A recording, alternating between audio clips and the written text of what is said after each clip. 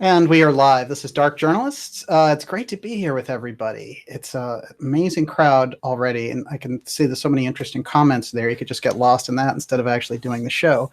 But we're here to do the X series part 22, and this is really going to be a pivotal episode because it focuses heavily on where the UFO file went when it left the Rad Lab, which is a crucial factor in determining the entire X Steganography that led us up to the situation we have today with Trump in the space fence. And we're going to find, very interestingly, that the mystery schools are right in the thick of it. So we're going to do this very interesting thing where we dance between 2018 and 1888, and it's going to be quite an interesting back and forth.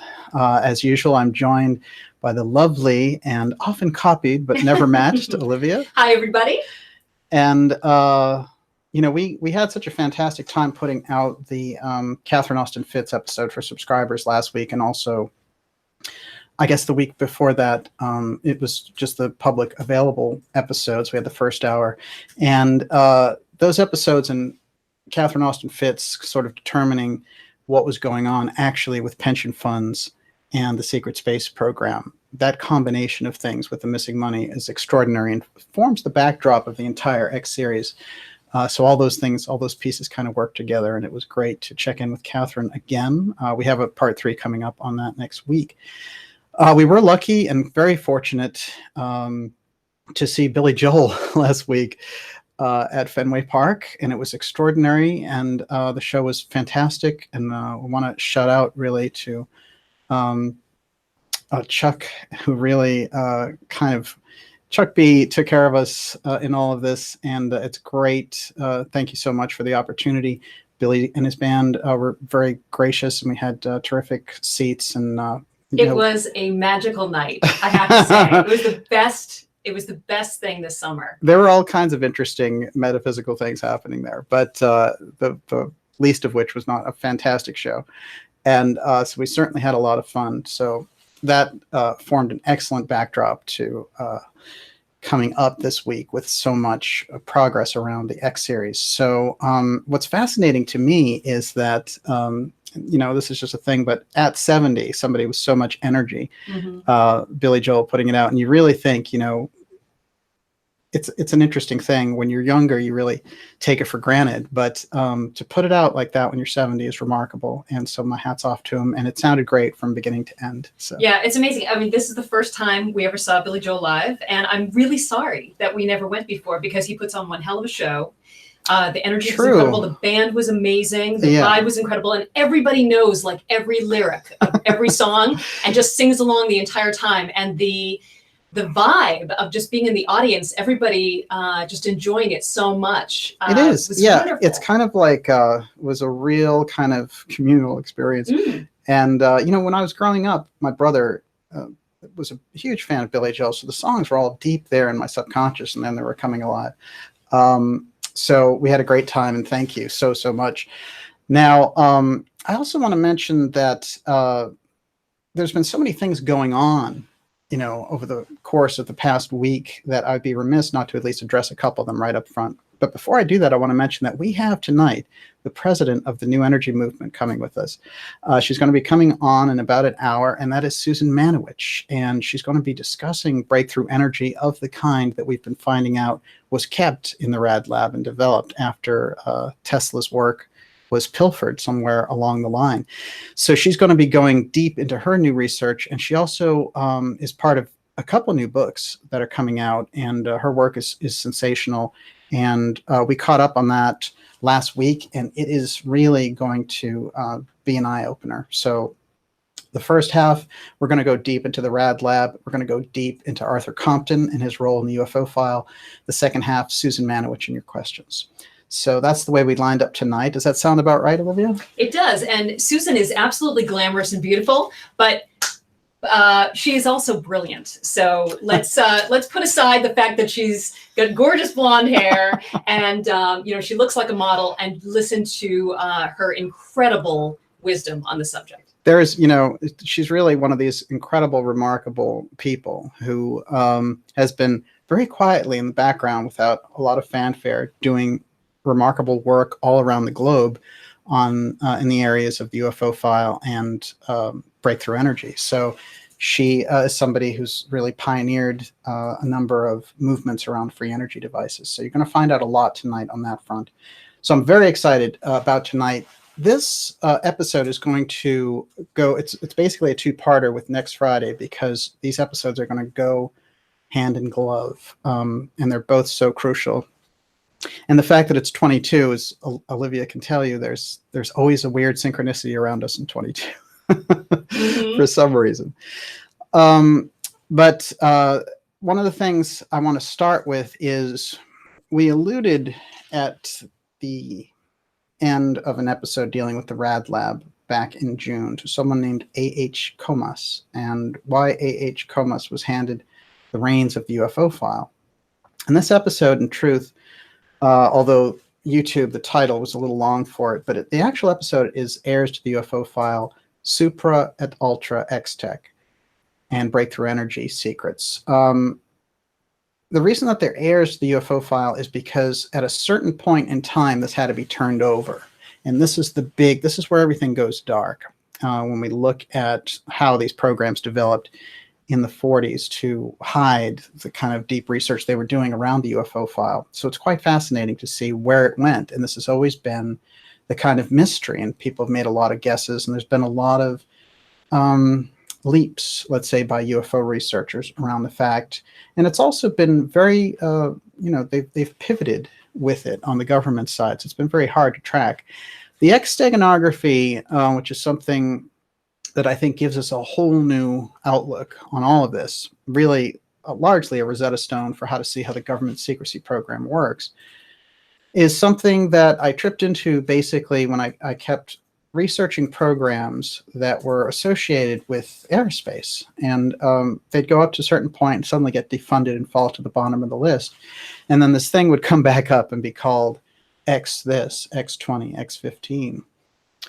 And then I started seeing the X Steganography show up whenever we were around deep events, like the JFK assassination, or when we got later, we were looking at things like Star Wars and the SDI program around Reagan, all these X's again, and that got us into looking at it. So I made a basic regular study out of how the X's surface this way, and we found a number of things which I bring up often in the show. And I always show at least one or two of those to make sure we're grounded in the fact that the X is something that's documented fact now. Now, I'm sure there are many layers to it.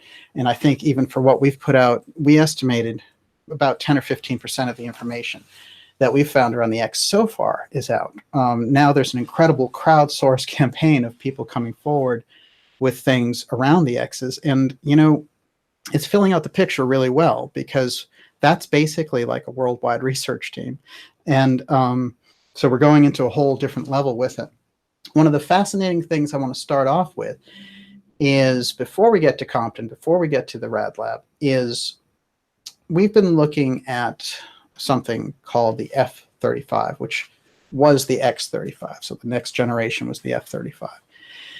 And something called the hat trick around it. And the hat trick is actually quite fascinating, because in the past couple of episodes, we've looked at this theme of invisibility around the F-35. And this consists of President Trump coming out at these meetings with Lockheed and coming out to the press and saying, we have these invisible planes. And the press pushing back and saying, no, you don't. And Lockheed saying, oh, don't let that information out, and joking about it and making it into a joke. In fact, this has been going on since November. And the thing about Trump is he is the kind of guy who likes to press his advantage and will mention things in public and not really, and damn the details, he's going to do it. So we have seen a lot of this with Trump lately. In a couple of his recent statements, he's gone back to this theme of invisibility, and there's been this incredible pushback, as I've shown on this program. But the real question is, why is this happening? Well, the invisible tech is the part of the UFO file. It's a part of that X tech that is being brought forward. There's no question about it. It's already here. That's the thing to note. And Trump is actually just heralding its arrival. That's what we have to keep in mind whenever the X program comes up around at the X-35 and to the F-35. Now, this is such a deep breach of protocol on Trump's part that there's actually a major international crisis brewing with Turkey, who was not allowed to obtain the invisibility technology. And so Erdogan over there in Turkey, who's a very, very unusual leader because he leans heavily into a kind of fundamentalism that's foreign to Turkey, which has largely almost been run in a secular fashion for many years. But Erdogan is now saying, well, we're not going to do American electronics now. They have a big trade war. What's that all about, really? This is the next level, the next extension of what's going to happen when these things get rolled out. And this is part of why it's a very slow, careful process. But I wanted to point out a couple of kind of key, crucial news reports along this line. Let's first take a look at the hat trick as we've shown it on this program. We're tracking it tight. It is a hat literally with 3 aces in it, missing the ace of spades. There's no question that there's deep, deep symbology in the hat trick for a lot of reasons. One of the curious things I found about it is that the hat trick is in quotes. Olivia, can you hand me that red pen? You bet. Gracias. Gracias, señorita. Mm-hmm. And what's interesting is we've been looking at all aspects of how this technology developed, but it comes right out of it. It is the height of the X program.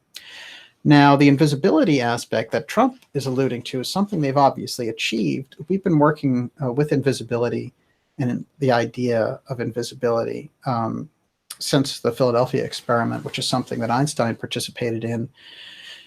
And there were so many problems with it that program went deep, deep black. And we heard strange stories about people literally disappearing and reappearing and getting caught in dimensional waves. I mean, it's quite far out. And it is the stuff of science fiction, and yet it's true. So when we're looking at the hat trick, we're looking at that level of technology. And again, there's steganography throughout these programs. The X Steganography is the way to read where the programs go. And the X Steganography is something that, although we track it heavily in the deep state and in the UFO file and in the government secrecy and how those secret programs move through these different government agencies. But one of the things I found out is the more we tracked it back, we could find it in the 19th century, in the mystery schools, in theosophy. We could find it in Hermeticism. We could find it among the Rosicrucians. Then we found it in the Egyptian Book of the Dead. And it was there, again, representing this effect. Now, very often people get stuck in UFO research because they're like, well, if they are here, they, are these beings from Alpha Centauri? And, what's going on with all this? It's a reasonable question. But I think what I've discovered is very different. That the intense secrecy that arises out of something like the UFO file is the same kind of secrecy that the mystery schools kept occult secrets with. And so there was always something they were guarding against, and there's an echo of it in the story of Atlantis by Plato. And that story basically tells of a massive destruction when men acted like gods and basically nearly blew the planet to pieces. But the effect is so world-changing, it's so galaxy-changing that we have this kind of incredible lid on it through the era of the mystery schools.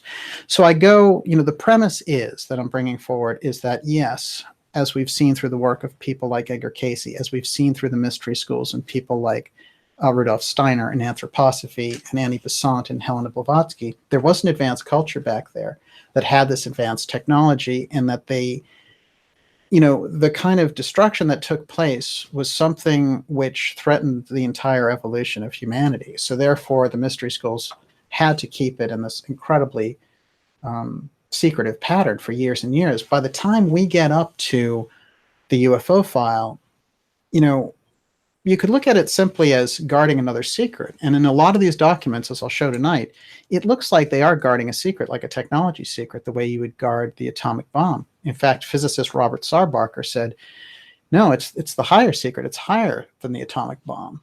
But I've determined that what they're actually afraid of in all this is not just another country getting their hands on the technology.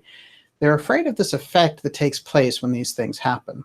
And that includes the missing time aspects. It includes the reality distortion field that takes place whenever people encounter these things. Power lines get shut down. There's blackouts. Cars won't start. It's a completely other reality where the normal laws of physics don't apply. That's something that they're very concerned about, especially if somebody could reproduce it. So I refer to that effect as apotheum because that's something that I've used from looking at that word over time. And it's not a word that I think is very well, it doesn't get a lot of play because it's buried back there. It's basically has a Greek root. But apotheum suits it. For now, that's what we're going to go with it. The apotheum effect is like I was just describing when people encounter this kind of, these sightings and all these things happen. So we're not coming in so much on the here's an off-world civilization and they've got all this advanced stuff. And, that's kind of this traditional thinking pattern I think that we get into when we're looking at the UFO file. This is very different. This is like there's a secret that is huge from humanity's past. And it goes back to the story of Atlantis. And it goes back to the advanced spiritual technology they had back there. And all these other things are symptoms about it. And when they come in, they're kind of echoes. And it's like an uncomfortable memory. And we kind of find ourselves hitting up against the same thing that the deep state is hitting up against in a sense. But their reasons for suppressing it are very different for, say, groups like the mystery schools who try to let the secret out in a way that humanity could absorb it and in ways that these groups, these kind of corporate raider groups, wouldn't take advantage of it. Now, in this program, I've gone into great detail about how Annie Besant vouchsafed the material that John Keely had developed dealing with ethereal energy, and this is about 1898. And some of the really incredible things that he had achieved with early flight. And we're going to see that Theosophy, which Annie Besant was the head of at the time, has that central role of basically trying to be the guardian of what happens so that, certain occult secrets, certain esoteric truths, certain advanced technologies don't get out and into the wrong hands so that they're kind of moved into the culture in a conscious fashion. So I think that gives us some setup for the whole reason that we're in this X series in the first place, which is the X Steganography is the way we can track the way that the secret programs are moved through government agencies. But along with that, I want to say it's not just a program about tracking government programs. The echo of the mystery schools, if you don't have that piece with the X Steganography, you miss the whole thing. So the mystery schools side by side with the deep state secrecy, that's the combination. That's what's going to give us the answers. So the hat trick is something that's public now. We can all discuss it because Trump's making it public with the F-35. Now there's an international incident over it. So let's get past just speculation about it. We can actually talk about it because it's an open secret. So what are they hiding? Very interesting.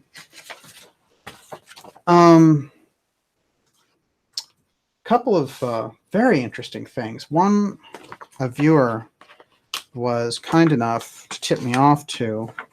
It's a story that came out in 2016, and I want to show you how this really ties together closely with all the things that we're seeing, even things like the To the Stars Academy and this big CIA push to talk about UFOs now. Everyone's trying to get ahead of the spin on this stuff before it gets found out.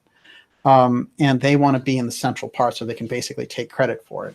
We've shown over and over again where even presidents have kept these X letters. And I call them stealth archives because they're out there. We know about them, but they're not to be opened until 2023 in LBJ's case or 2053 in Eisenhower's case. And we got into this with Nixon's time capsule. It's the same thing. What's fascinating about it is there's an entire kind of tradition and system inside the government for this, for when it comes out and who's going to take credit for it. And those systems and those forces inside the government and inside the deep state, there's a big push and pull. So in this article, it comes from The Guardian now. It's military invisibility cloaks could breach Geneva Conventions. That's the article there. This is crucial, but I'll tell you what's fascinating. The article comes out in 2016. Leading military lawyers say refinements of technology already used on stealth bombers could breach international laws. They're getting ready. They're gearing up for when the invisibility comes out. They're going to turn around and say you can't use it, basically. They're trying to create this. Invisibility cloaks and other future advances. This is straight out of the article, which is by Owen Bocott and Alice Ross. Military camouflage techniques could violate Geneva Conventions, a top military lawyer has warned. So Invisibility cloaks. Okay, well, being stealth on a radar is one thing. An invisibility cloak? It's a little bit different. I mean, has anyone been talking about, hey, things are invisible, we have to get a law against that? This is kind of a breakthrough article in this sense. Scientists and military contractors are spending tens of millions of pounds, it's a British magazine after all, researching methods of generating effective invisibility through more sophisticated, are you ready for the term? Quote, metamaterials. What does that sound like? Well, we have these people running around saying, oh, I'm Luis Elizondo, and I'm, basically, I was inside this program, it was called ATIP. And we're going to prove all this stuff with Tom DeLonge. We've got metamaterials that are going to do it. We have this atom program and blah, blah, blah. Very interesting, they're using the term metamaterials, which is what this article in March of 2016, over 2 years earlier, is referring to for the invisibility cloak. So that makes you wonder, what is the CIA trying to roll out and then wrap it inside the UFO thing with phony counterintelligence people like Luis Elizondo? Let's think about that. What are they up to? They're always up to something. And I've stated on this program a number of times that you cannot trust the CIA with UFO disclosure at all. And the fact that around that program and the New York Times Harry Reid version of UFO disclosure, it's quite disturbing because all those people are all CIA people, and that's not a conspiracy claim. They're identified. I mean, Elizondo was the assistant for John Brennan, who had a meltdown this week because Trump took away what? His security credentials. He can't get security briefings anymore. Well, he's not the CIA director anymore. But is that a shot across the bow from Trump's side against the TTSA Elizondo phony CIA disclosure? You bet it is. As is their push to get him out so they could move in somebody else who's friendly to that program. I mean, this is, there's a lot of other considerations, but that certainly is a crucial one. Now, it's quite interesting. I only want to say a couple of things about the article. They go in here, and if you think that I'm making a leap talking about invisibility, listen to how the article reads. The U.S. Defense Advanced Research Projects Agency, DARPA, as we know quite well, developing killer robots as we speak, has been one of the major funders of metamaterial science. There's metamaterial again. Triggering excitable comparisons with Harry Potter's fictional invisibility cloak. I mean, that's pretty clear. They're not talking about being invisible on radar. They're talking about having invisibility. Last year, the U.S. Army announced it was planning to test prototype metamaterial uniforms. I can become invisible when I put on the uniform. Now, I've shown where there were car commercials and BMW commercials that were all about invisible cars. And they had achieved this visually by doing this, but it was a very odd campaign that they did. And that was in 2013, actually. Patented adaptive technology. The same background pattern heat signature is projected onto a series of hexagonal pixels mounted on the target that can change temperature very rapidly to match the surroundings. As a result, an object can be made to disappear into the background for an observer using infrared sensor. Okay, so we're getting hints of how the invisibility is going to be rolled out. On infrared, on radar, you disappear. Eventually, it just becomes a visual thing. I can't see it. That's basically invisible. Where is this push coming from, and how does it relate to the X technology? It's the heart of the X technology. It's a piece of what they're rolling out there. Remember, Apotheum, the UFO file, if you really look and study it, there are tons and tons of cases of planes and boats knocking into invisible vehicles. I mean, it happens. And very often it's a plane crash, because if they hit it and they don't see it, then it's all over. It's a fairly widespread thing in the UFO file. So the invisibility factor is something that those craft have, and it's something now that we're rolling out. Is there a coincidence there? Let's find out. And while I do that, how are we doing over there, Olivia? We're doing great. Would you like a question? Sure. Okay. Well, the first thing I wanted to bring up, JJK says, since the series began, she's seeing X's everywhere. And we hear this a lot, and I know I'm seeing them everywhere too. Well, you become more aware. And you start to see, that's what steganography really is, because steganography is something that has to be hidden in plain sight. And so when we're working with steganography, we then have the tool that they use to communicate with each other. So then the question becomes, how do you filter out what they're actually communicating with versus what is just there? And the answer is they can use any of them, because that's their system. So anytime, it's meant to be out there in plain sight. It's not an easy thing to do. But I think you can start to realize that there are patterns with the X that go back so far that it's a deeply rooted system. This isn't something that somebody dreamed up in 1947 as a way to hide the UFO file. It's an established system of how to move something around and keep it hidden. And I found the X Steganography goes right to the heart of philosophy, sociology, esoteric science. I mean, it's quite remarkable when you think about it. So we're right on the tip of something dramatic here that relates to the nature of reality in our world.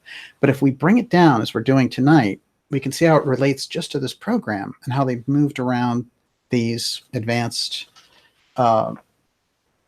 programs into different government agencies where certain individuals were entrusted with it. And funny, over and over again, those individuals act in a circle.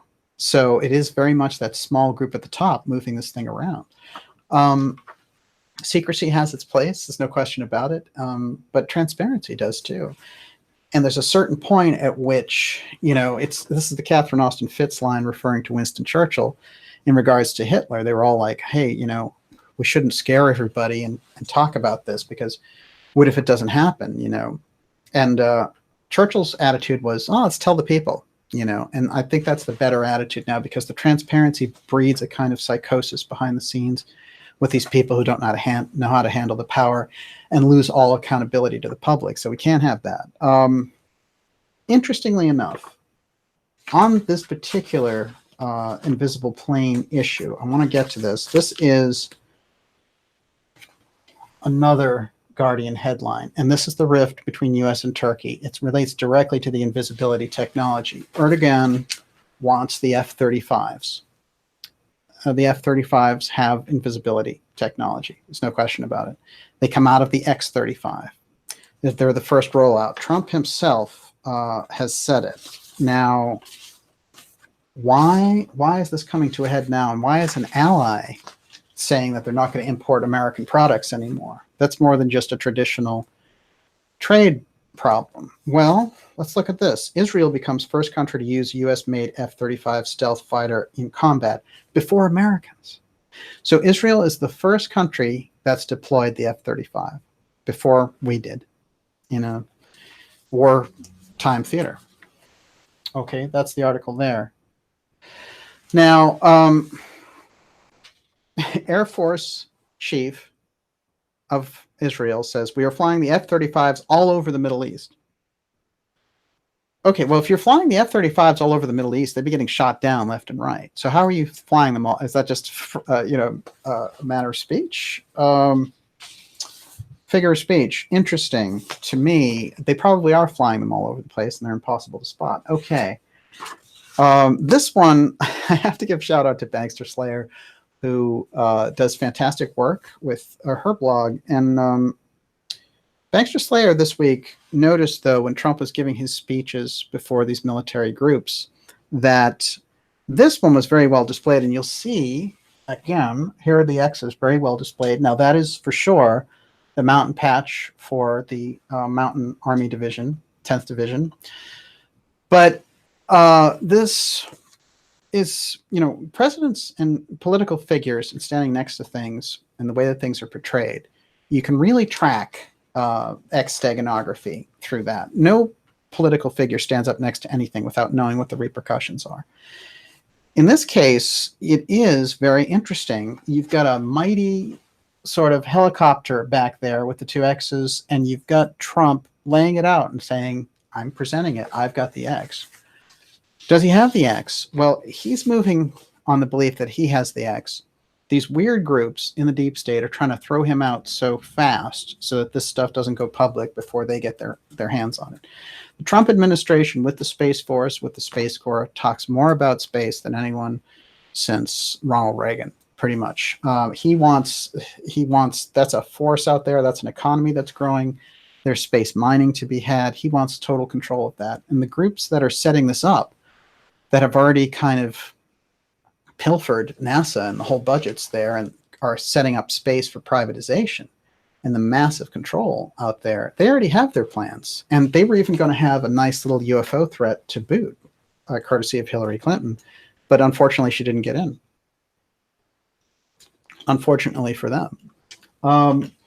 So let's take it a little further. This very, very interesting X-35, which became the F-35, we're going to look at the actual plane for a second. And there's just no question that in the tail, you've got the hat trick going on there, and you have the X's above. And this is how it flies. So it's identifying that this is the X-Tech, and it's identifying that it's got the invisibility. It's just something that is known now. It's an open secret. Something that came to me as someone was sending me pictures of the craft in a hangar, and they did an excellent job of spotting different pieces of it. Here, they found something quite remarkable. I'm going to present here for the first time. This image. If you can take a quick look at that here. Do you recognize that? How about you, Olivia? It's a squid. It's a squid. It is definitely a squid. Now, interestingly enough, a squid has very unusual properties. One of the properties of a squid, as I found out, there's a whole program that's covering them. Let's see if I have it here. Here it is. There's a video out there which is about this research program going on in universities for the government. And it's called Squid-Inspired, quote, Invisibility Stickers Could Help Soldiers. That's the name of the video. Can't really see much there, but I do recommend it. It's only about 5 minutes. Oh, actually, it's 2 minutes. And there's this whole thing, if you read about squid, that they have this ability to camouflage themselves by, in essence, becoming invisible. So now we have something, another thing with the F-35 indicating invisibility is its key thing. And that's a very mild image that they have there. It's not something that is like in the center of the logo or anything. It's literally just kind of scribbled up there. We did find something else which was not as easy to interpret on that F-35, which all this hubbub with Turkey is about, and Israel already has it. This is a figure holding a glass of wine, apparently holding a crown, and it's got some kind of foxtail. What would you call that, Olivia? It's a... well, it looks like a mic stand or something. Like it is. It does. It looks like it's sort of swiveling on a mic stand, holding a glass of wine with a crown and a weird, you know... That is such a weird image. It has to be, if it's not quite an alien head, but it certainly is peculiar. Let's put it that way. But these are the kinds of things that when you're looking at that, you know, there's just something unsettling about the whole rollout about the F-35. I think the squid is the most kind of devastating image for that to give us a real snapshot. And then this thing now, the F-35 has the hat trick, which is very unusual, which is the magician's hat. And that is very well known for what? It's very well known for this magician trick of making something appear out of nowhere and then become invisible again. And they've been doing that for a long time, and traditional magic is going to come directly into this as we speak. So, but I want to make it clear, the F-35, which is the X-35, same exact program, same exact technology. And that's what they call it. When you read about the X-35, they say this, which was taken from the X-35. So that's not a leap of faith on my part. Let's connect it up with these comments that I've pointed out. Trump's bizarre comments about invisible planes. To the Coast Guard, read them in full. Quote, this is Trump.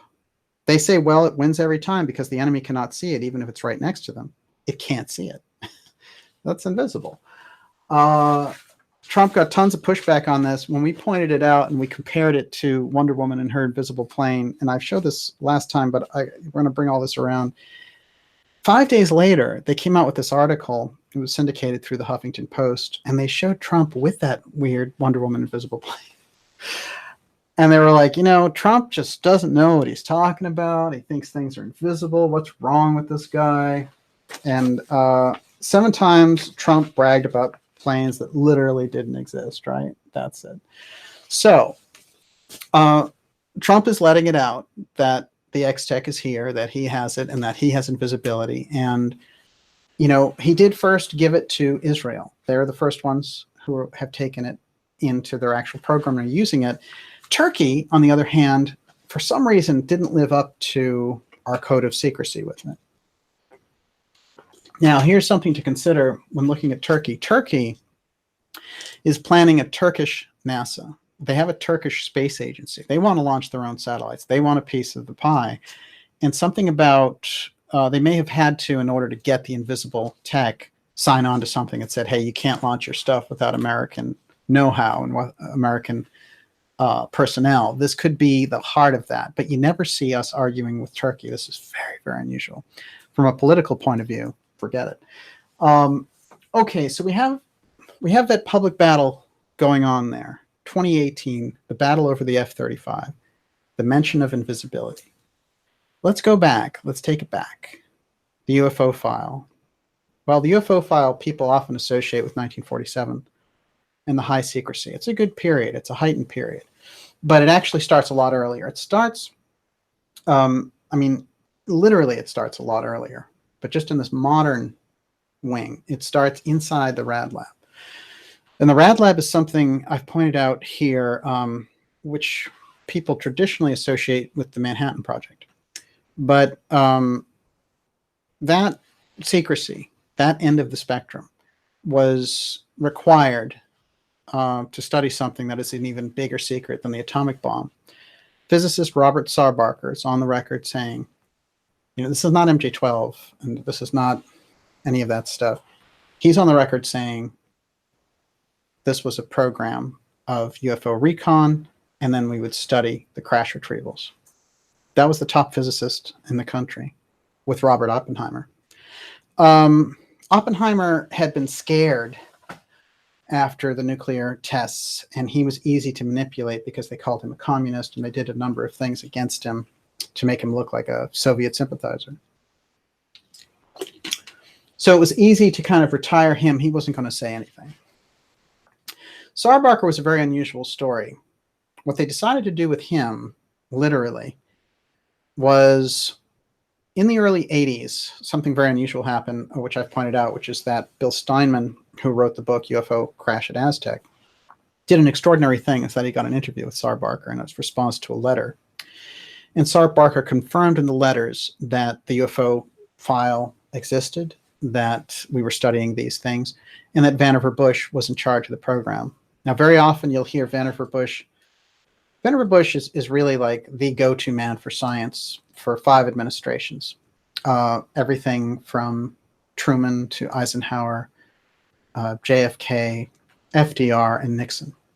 So quite a wide range there. One of the things I'd like to kind of point out about Bush is Bush, when we look at him, they rolled out this idea of MJ-12, and you can like MJ-12 or think MJ-12 was not real. Kind of doesn't matter. Wilbur Smith in 1950, as a Canadian official, had a conversation with Sarbarker, was declassified in 1968. It's there on the record. And it says, Sarbarker said, actually, I'm going to read a little bit of that. Sarbarker basically pointed out that Smith there, who was an engineer and a high official in the Canadian government. And, they had these conversations back and forth with Canada over high security issues. In this case, they got Sarbarker. And Sarbarker, I think, was somebody who suffered from honesty. And I want to point out a couple of quick things about what Sarbarker said. In response to Steinman's letter, basically asking about, where did this UFO thing come from? Were you involved in a program of crash retrievals, etc.? Sarbarker responds and says, Dear Mr. Steinman, I'm sorry I've taken so long in answering your letters. I've moved my office, and so on. Moving down. Related to my own experience regarding recovered flying saucers, I had no association with any of the people involved in the recovery and have no knowledge regarding the date of the recoveries. Steinman had sent him a number of different cases. He said, regarding verification that persons you list were involved, I can say this. John von Neumann, who's in the next episode, was definitely involved. Dr. Vannevar Bush was definitely involved, and Robert Oppenheimer also. My association with the Research and Development Board under Dr. Compton, that's the Compton, Arthur Compton, we're going to get into in just a moment here, during the Eisenhower administration was rather limited, although I had been invited to participate in several discussions associated with the reported recoveries.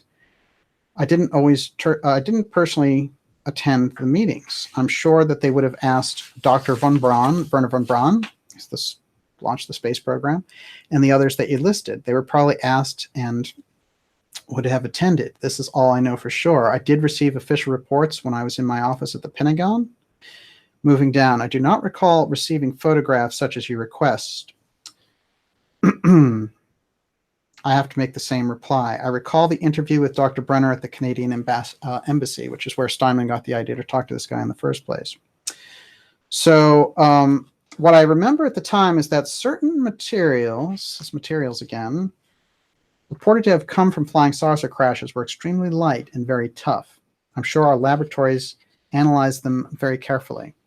There were reports that instruments or people operating those machines were also of very light weight, sufficient to withstand the tremendous deceleration and acceleration associated with their machinery. So the beings that they found operating the stuff are incredibly lightweight. I remember in talking with some of the people at the office, I got the impression these, quote, aliens, okay, that's him putting the term on the record, were constructed like certain insects we've observed on Earth, wherein because of low mass, the inertial forces involved in the operation of these instruments would be quite low. I still don't know why the high order of classification has been given and why the denial of the existence of these devices. Sorry it's taken me so long to reply. And at the bottom, he says, it occurs to me Bush's name is incorrect as you have it. Please check the spelling. And it's fascinating because there's his old boss and he recognizes, he's like, hey, you left an N out there. They have conversations and the conversations run deeper and we get more information further on from Sarbarker, which basically give us the whole layout of who took over the UFO file. The person that he lists taking over the UFO file is Arthur Compton. Arthur Compton and his brother are both, Carl Compton, they're both top physicists. In fact, Arthur Compton has won a Nobel Peace Prize in physics. He's won a Nobel Prize for physics, not a Peace Prize, excuse me. So let's get a little bit into Compton so we understand where all this stuff comes from. While I'm doing that, I will ask Olivia to give us a heads up on what's happening in the... Well, I wanted to throw out a couple things that people mentioned. Preston QB says Fox is in numerology is 666. Well, I'll tell you, Preston, you're very prescient because we have a 666 coming your way. We do. And Charlotte Cowell says there's a legend about an immense squid beneath the Arctic. Whoa, yeah, that's a Native American legend? That. Fascinating. Well, listen, they use a lot of symbology in those legends, let's face it. Who was it who mentioned the 666?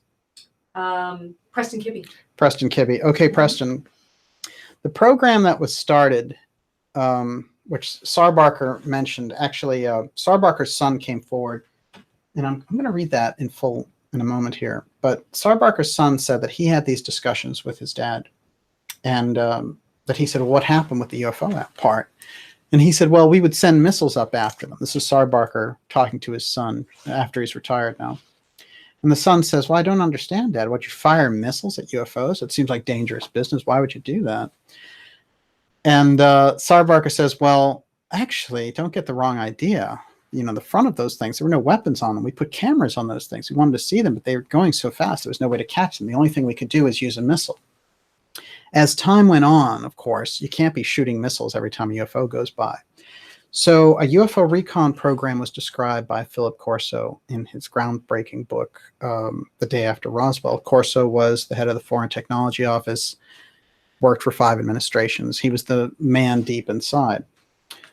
The program that he pointed to was the X-15, which was Walter Dornberger's program. Walter Dornberger, as we've described many times in this program, is a paperclip Nazi, comes over and creates the X series for us. Those are the space planes which still hold the records for speed, even though they were made 50 years ago. This is one of them. And since Preston Kibbe brought up the 666, why don't we just take a little look at the tail number here. That is 666. Now, it's quite remarkable. I know there's a 7 after it.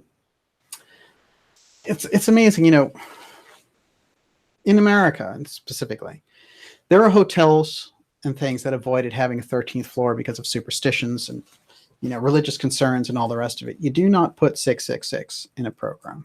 Doesn't happen. And the idea that they would do it on a major program of a space plane called, you know, the X-15 666 in there, it just doesn't happen. It's quite unusual. And when I think about the X Steganography around this, if they had a program that was 66671 and they had some classification for it, they would have instantly changed it. They would have done something so that it wouldn't have the 666 connotation. It's very, very unusual that they used it. This is the X-15. This is the heart of the X program. Now they're identifying it with these very occult numbers. It's quite unusual. Even I, who's pretty much, you know, used to seeing these things pop up around the X-Tech, this thing is off the charts. Okay, go for it. I just want to say, George Ivankovich says the original Apple computer sold for 666.66. That's true. I think that was more like a Steve Jobs joke kind of a thing. But yeah, it is quite interesting when you put it together. How odd. See, but the thing is, it's one thing if you can do that, you know, on the technology side. When you are part of the government, to associate a major program that's being funded out of the American taxpayer, you don't put 666 up there in a largely Christian nation. It's a very unusual thing to do. Although he was very punk rock by nature. Well, Steve Jobs was, but yeah. I'm talking about Dornberger. Oh, yes. Yeah. You got to keep up with me a little bit. You know? You're already 2 questions behind. No, that's me. That's 2 questions behind. Olivia tends to be ahead of all of us by a day or 2. And one of the things is I want you to know that whenever I'm putting a show together and I have all this material ready and I say, oh, I'm going to leave that out. And she goes, you're going to leave out the most important part about where he left his diary? You can't do that, you know. So sometimes you have Olivia to thank for the things that I'll tend to include and not give the axe to. That's the kind of really edgy thing that you get from Olivia. Are you all done? Are you all done? Yeah, that's it for now. Okay, fantastic. I'm going to move along then, if it's okay with you. By the way, I want to remind everyone that you've seen the enormous censorship that the alternative media has been going through, and it's working its way around. We saw it with InfoWars. We saw it with tons of libertarian voices, the Ron Paul Institute, and a series of others. And it's just absurd, and it's an attempt to control speech. It's very simple. And, you know, there's this kind of push of collusion going on among these companies all at once to do things like that. Whenever you see that kind of thing happen, there always has to be the pushback and the pendulum swing back. And so we will see that. But in the meantime, you have to really, if you want to stay in touch with us and what we're doing, go to darkjournalist.com, sign up for the free newsletter. That'll keep us in touch. That at least gets us away from the social media networks. I love using the social media networks, but we can see they can shut the lights off like that. And then there's no really place for a public hearing. But if we have that connection ourselves, if we're doing it, then we're all set. That's the way I look at it. So just sign up for the newsletter. What will happen is you'll get a newsletter about once a week telling you what shows are coming up, what incredible guests we're going to have. And while you're there, subscribe, you know, get behind this program. We've made it affordable. We've made it accessible. You're going to want to be a subscriber. And now's the perfect time to do that, especially with the episodes that we have coming up. And, you know, I would really say that it's the kind of thing where procrastination just isn't cutting it. So I would say if people have been on the fence or whatever, just break through the procrastination. Procrastination, while the big companies like the social media engineers are clamping down and really, you know, throwing lawsuits at people and throwing them off social networks, you know, the time to come off the fence has come. You know, get behind the things that are giving you the good information. Support the alternative media. Give them a voice. to fight back and push back with the truth. That's what we need, and we need it on this program too. So we appreciate it for sure. All right, the Rad Lab, their own description, okay, of what after the fact, looking back on the Rad Lab. One of the things that they had to keep deep in the secrecy file was this X-band technology that was developed by the Varian brothers. We'll bring up the Varian brothers over and over again on this program because they came out of the Halcyon Temple, which is a theosophical intentional society in California. And the Varians are very closely associated. They were like a branch of this Master Hilarion group. And Master Hilarion in theosophy is directly associated with science. And this kind of purple ray that they have for it in his more symbolic pose. But the fact that these two scientists, the Varian brothers, whose dad was the top theosophist in Ireland, who came to America and founded this Halcyon Intentional Society, really gives us an idea of how deep the mystery schools are involved with the secrecy around the advanced technology, if we didn't already have it. Now, the Rad Lab, many of the machines built by the MIT Rad Lab closely resemble, quote, prototypes originally designed by the Serbian immigrant Nikola Tesla. Following his departure from Westinghouse after proving the superiority of AC current over the dogmatic Thomas Edison's DC electricity system, the Van der Graaff high-voltage generators, large metal spheres on which lightning danced, were strikingly similar to the earlier Tesla coils that collected high-voltage electricity and released X-rays. Let's take a quick look at these things. If we're going to understand what's in the UFO file, we have to see what the Rad Lab was working with, because the Rad Lab got charged in the UFO file. These were the towers. That's a shot from 1942. And these are Van der Graaff towers. Van der Graaff is a very interesting credit to his name. His patent is corresponded with John Trump and Vannevar Bush. You can see that there. Oh, yes. So patent, he has two with John Trump and Robert Van der Graaff. John Trump was called in to do what? John Trump was called in to inspect Nikola Tesla's papers by the FBI. And his conclusions were very unusual, as were the questions that the agents asked him. That's John Trump there, and he shows up very prominently in this story, and not just for his relation to Trump, but obviously that is the crux of what the X battle is at now, which is that Trump is somebody who got in there and understands the X technology, because John Trump was somebody who used it. These pieces fit together easier when they're brought together in the proper light. The X Steganography helps us do that in a way that, like, for example, people going after, I was reading a book by Kevin Randall on the Roswell case, and, it was a great book. But without the X Steganography, you won't understand the layers that are going on there and why people act the way that they're acting. It's like a missing piece. It really is a missing puzzle piece. This is more of the Van der Graaff generators. Vannevar Bush set up the fact that John Trump would go off with Van der Graaff and create deep space tracking radar based on these X-rays patterns. But these are basically Tesla-style generators. Now, that technology was available through John Keeley in the late 19th century using the same type of thing. He and Tesla had tripped into this quite unusual energy coils that were basically going to completely throw the entire oil paradigm out. Back then, there'd be no profits to be had. They'd have to use this stuff. Okay, so we're looking at Van der Graaff, Bush, but it all leads back to who? The Comptons. Let's finally get to the Comptons, shall we? Arthur Compton, he's a fascinating figure for a few reasons. This is Compton after he won the Nobel Prize for the Compton effect, which is all about light, X-ray, and electromagnetics. He was a total innovator. According to Sarbarker, the UFO file is handed off to him after Bush goes off to run the Carnegie Institute. This is him on the cover of Time.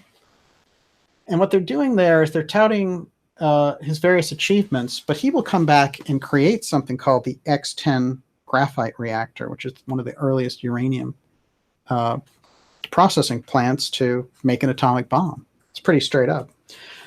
His brother is Carl, who's also a physicist. He becomes the president of MIT, which is where they run the Rad Lab. Now, there's a whole section of the Rad Lab that is related to the work around Tuxedo Park. And that is a whole chapter that we're going to get into at some point. And it is quite fascinating. But for what we're looking for, actually, on the X side, these are the figures that we want to be dealing with. Compton, Bush, Trump, and the Varian brothers. That's the piece that we need. The other piece, the Tuxedo Park piece, which is fascinating, relates more directly to the Manhattan Project. And of course, Vannevar Bush was in charge of both. Okay, we're moving now. So let's get a little bit, this is Compton here with Vannevar Bush. Vannevar Bush is his mentor as he's mentor to John Trump. And what he's learning here, that is our friend Arthur Compton, who is the Nobel Prize winning physicist, is his new duties after helping to develop the atomic bombs to take over the UFO file and manage that entire process. As Sar Barker said, the study of the beings, the study of the craft. Why is it the craft? They can't break any of the properties of the things that they found. Why do they have this weird stretch metal?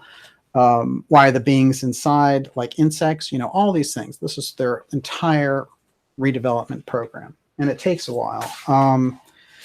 This is Vannevar Bush. And he is helping get Compton's brother ready. This is Carl Compton. Get him ready to take over as president of MIT.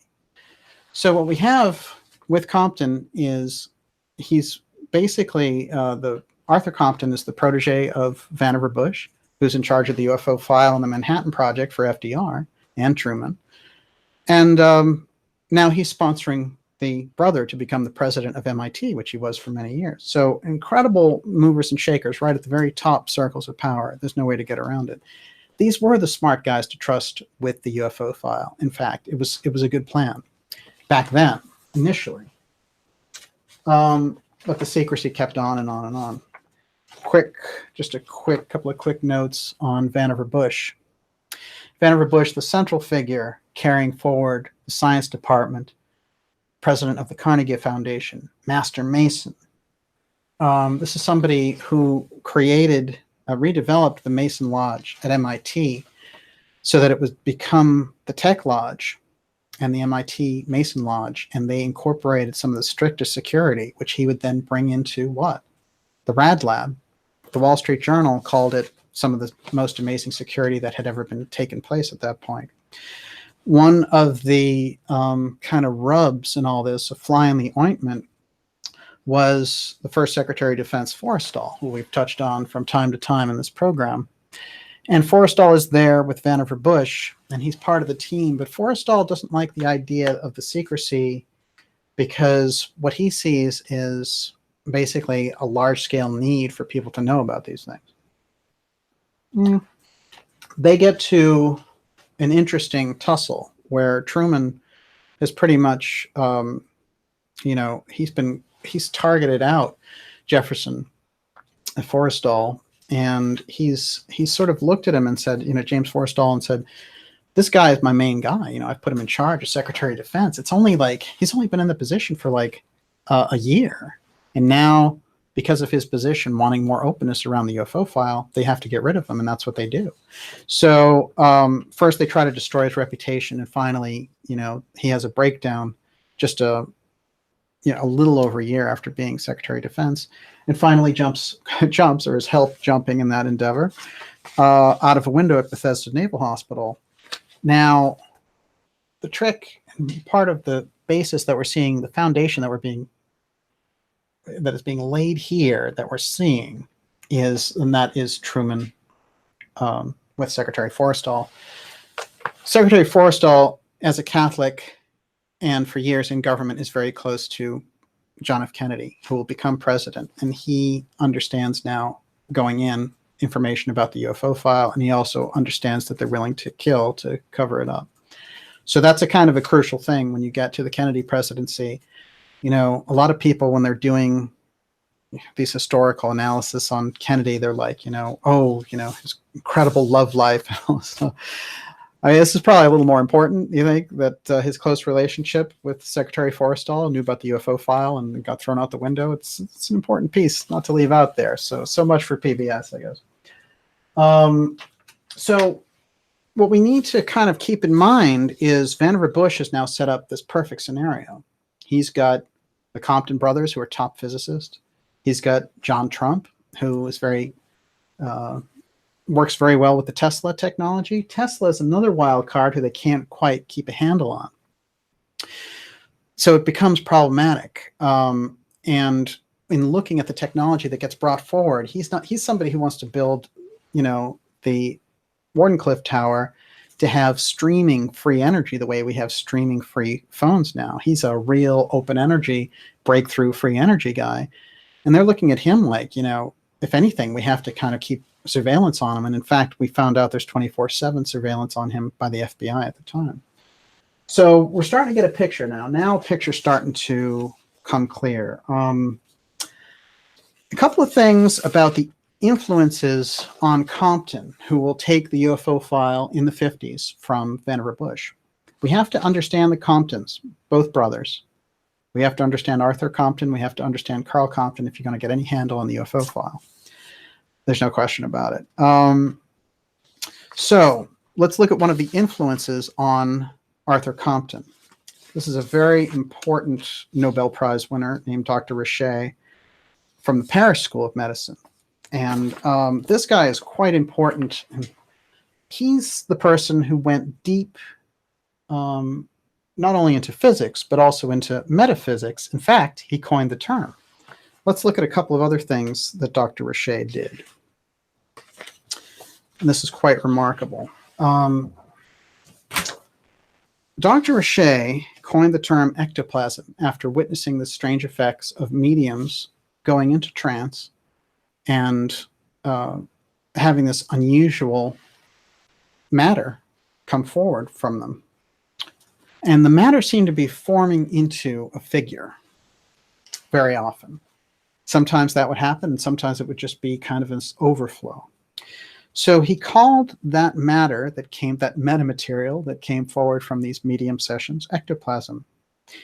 He coined the term metaphysics to try to give it some legitimacy so that when they were going into and observing these things like levitation and mediumship and the different things that he was observing, then he had a handle, you know, people could say scientifically, they could be conversant with scientific terms on it. Now, what's very unusual about him is he's also a pioneer in information about aviation. So he's an aviation specialist as early as 1875. This is very interesting to me. And I think we're going to go deep, deep into what is going on here with Dr. Richet. Now, something else I want to say about Dr. Charles Richet is that he got really hung up at a certain point on magic and how it interplayed with science. And he went to all these different sessions with somebody who claimed that they could see through things. It was called, let's see here, the Spaniard with the X-ray eyes. Okay, Joaquin Maria Argamasilla. Fascinating person. But it made him research this very unusual figure who did a magic trick where he could see through anything. And he started to become obsessed because this idea of X-rays was just getting out there. We were just starting to hear about it. And this relates directly to what is happening now. We see people talk about invisibility. Well, if I can see through something, you know, then layers are being lifted. I have X-ray vision, basically. So here's a scientist going into medium sessions, witnessing unusual things. Let's look at some of the, before we get into what he discovers, let's look at some of the sessions he went to, for example. So he's going into these sessions where apparitions are occurring. and he's seeing ectoplasm and these different things. In this regard, here's this famous Italian medium, and she did things like levitate tables. She could move objects, and she's quite remarkable. What happens is he coins the term telekinesis, which means I can move things at a distance with my mind, essentially, and there's no other apparatus that can account for it. It's a reality distortion. It's a disruptor, because we don't expect that in our reality, to be able to look at an object and move it around. So we're getting into this apotheum territory when we're getting around ectoplasm in mediumship.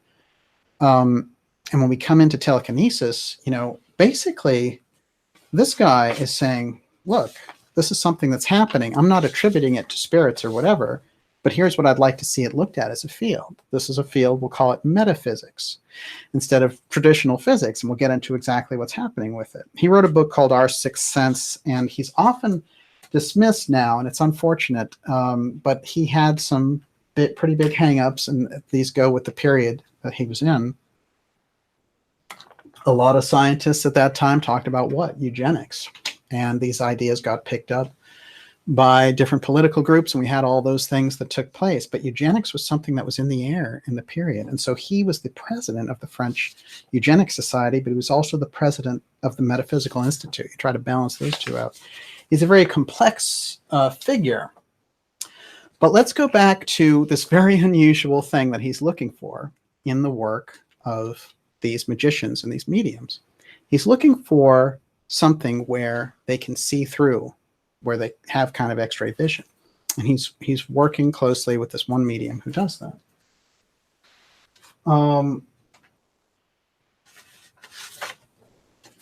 He runs across this very strange factor.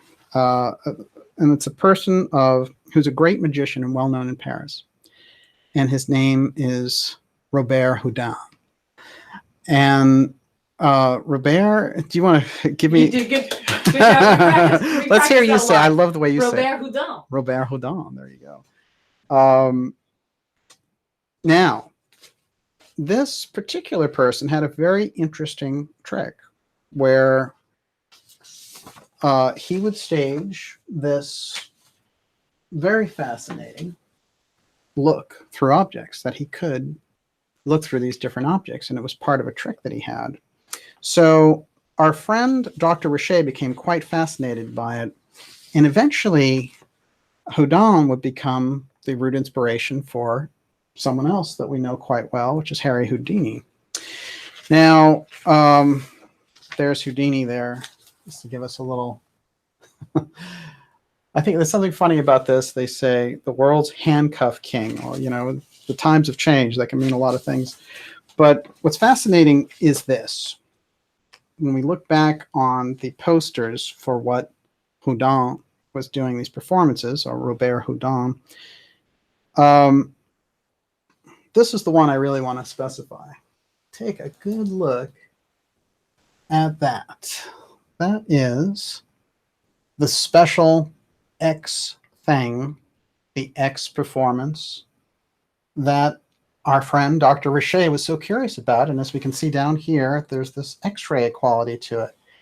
They're using this X factor, this X technology, looking through the mind. He's got the hands on there, and they're seeing through things. So we're getting into invisibility around the X.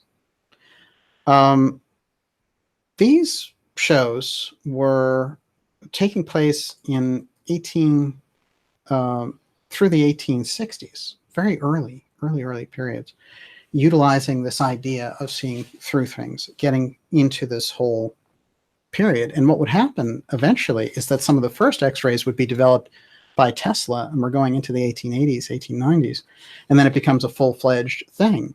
Who becomes the X-ray leader? Robert Van de Graaff. Who does he work with?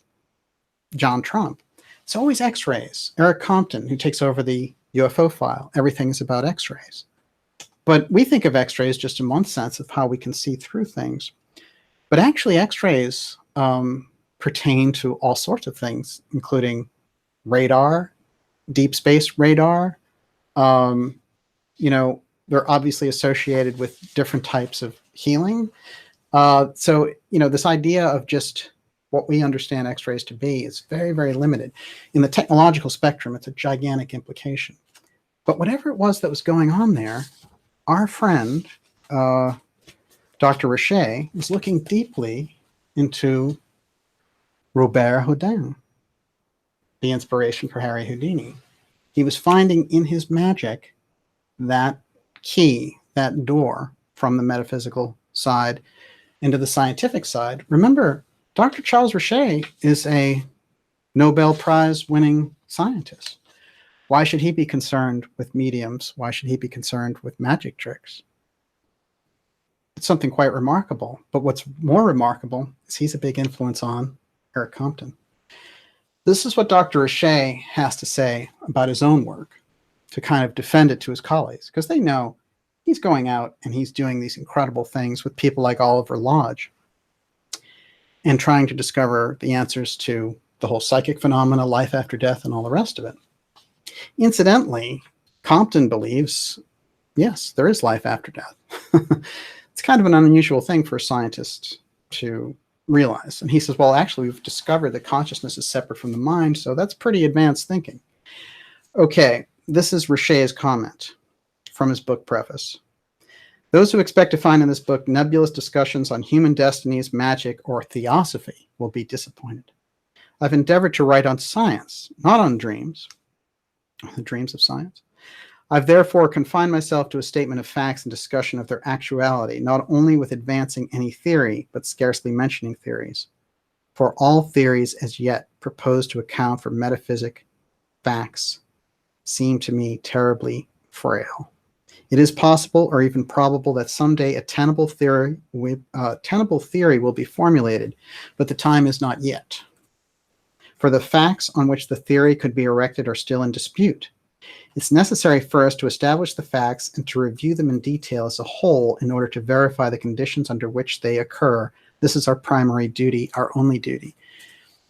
I can actually work with a scientist like this, because here's somebody who's saying, too many people disagree about it. How can you get a sound science when so many people disagree about it?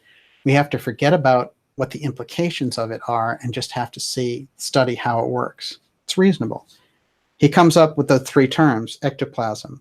Materialization is the formation of diverse objects which in most cases seem to emerge from a human body and take on the semblance of material realities, clothing, veils, sometimes living bodies. Telekinesis, a mechanical action that differs from all known mechanical action, being exerted at a distance and without contact on persons or objects under certain determinate conditions.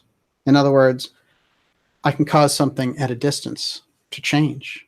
I can look at an object and make it spin a different way. I can break a mirror. It's all these kinds of things that you see in poltergeist effects. This is what he was witnessing in those medium sessions that we were looking at.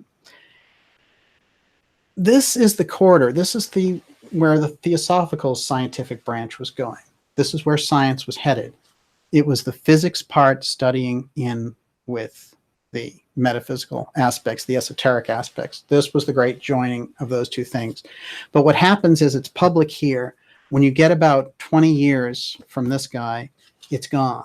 They've moved it out, and they've gone into the scientific materialism that takes over. We lose that entire branch of science, the whole other half, and we move into what we have now, which is basically a nonstop mall around things, relating to energy or higher science. It's all this whole thing to serve a marketplace, which is a totally different thing from where these scientists were coming from, even if they were flawed.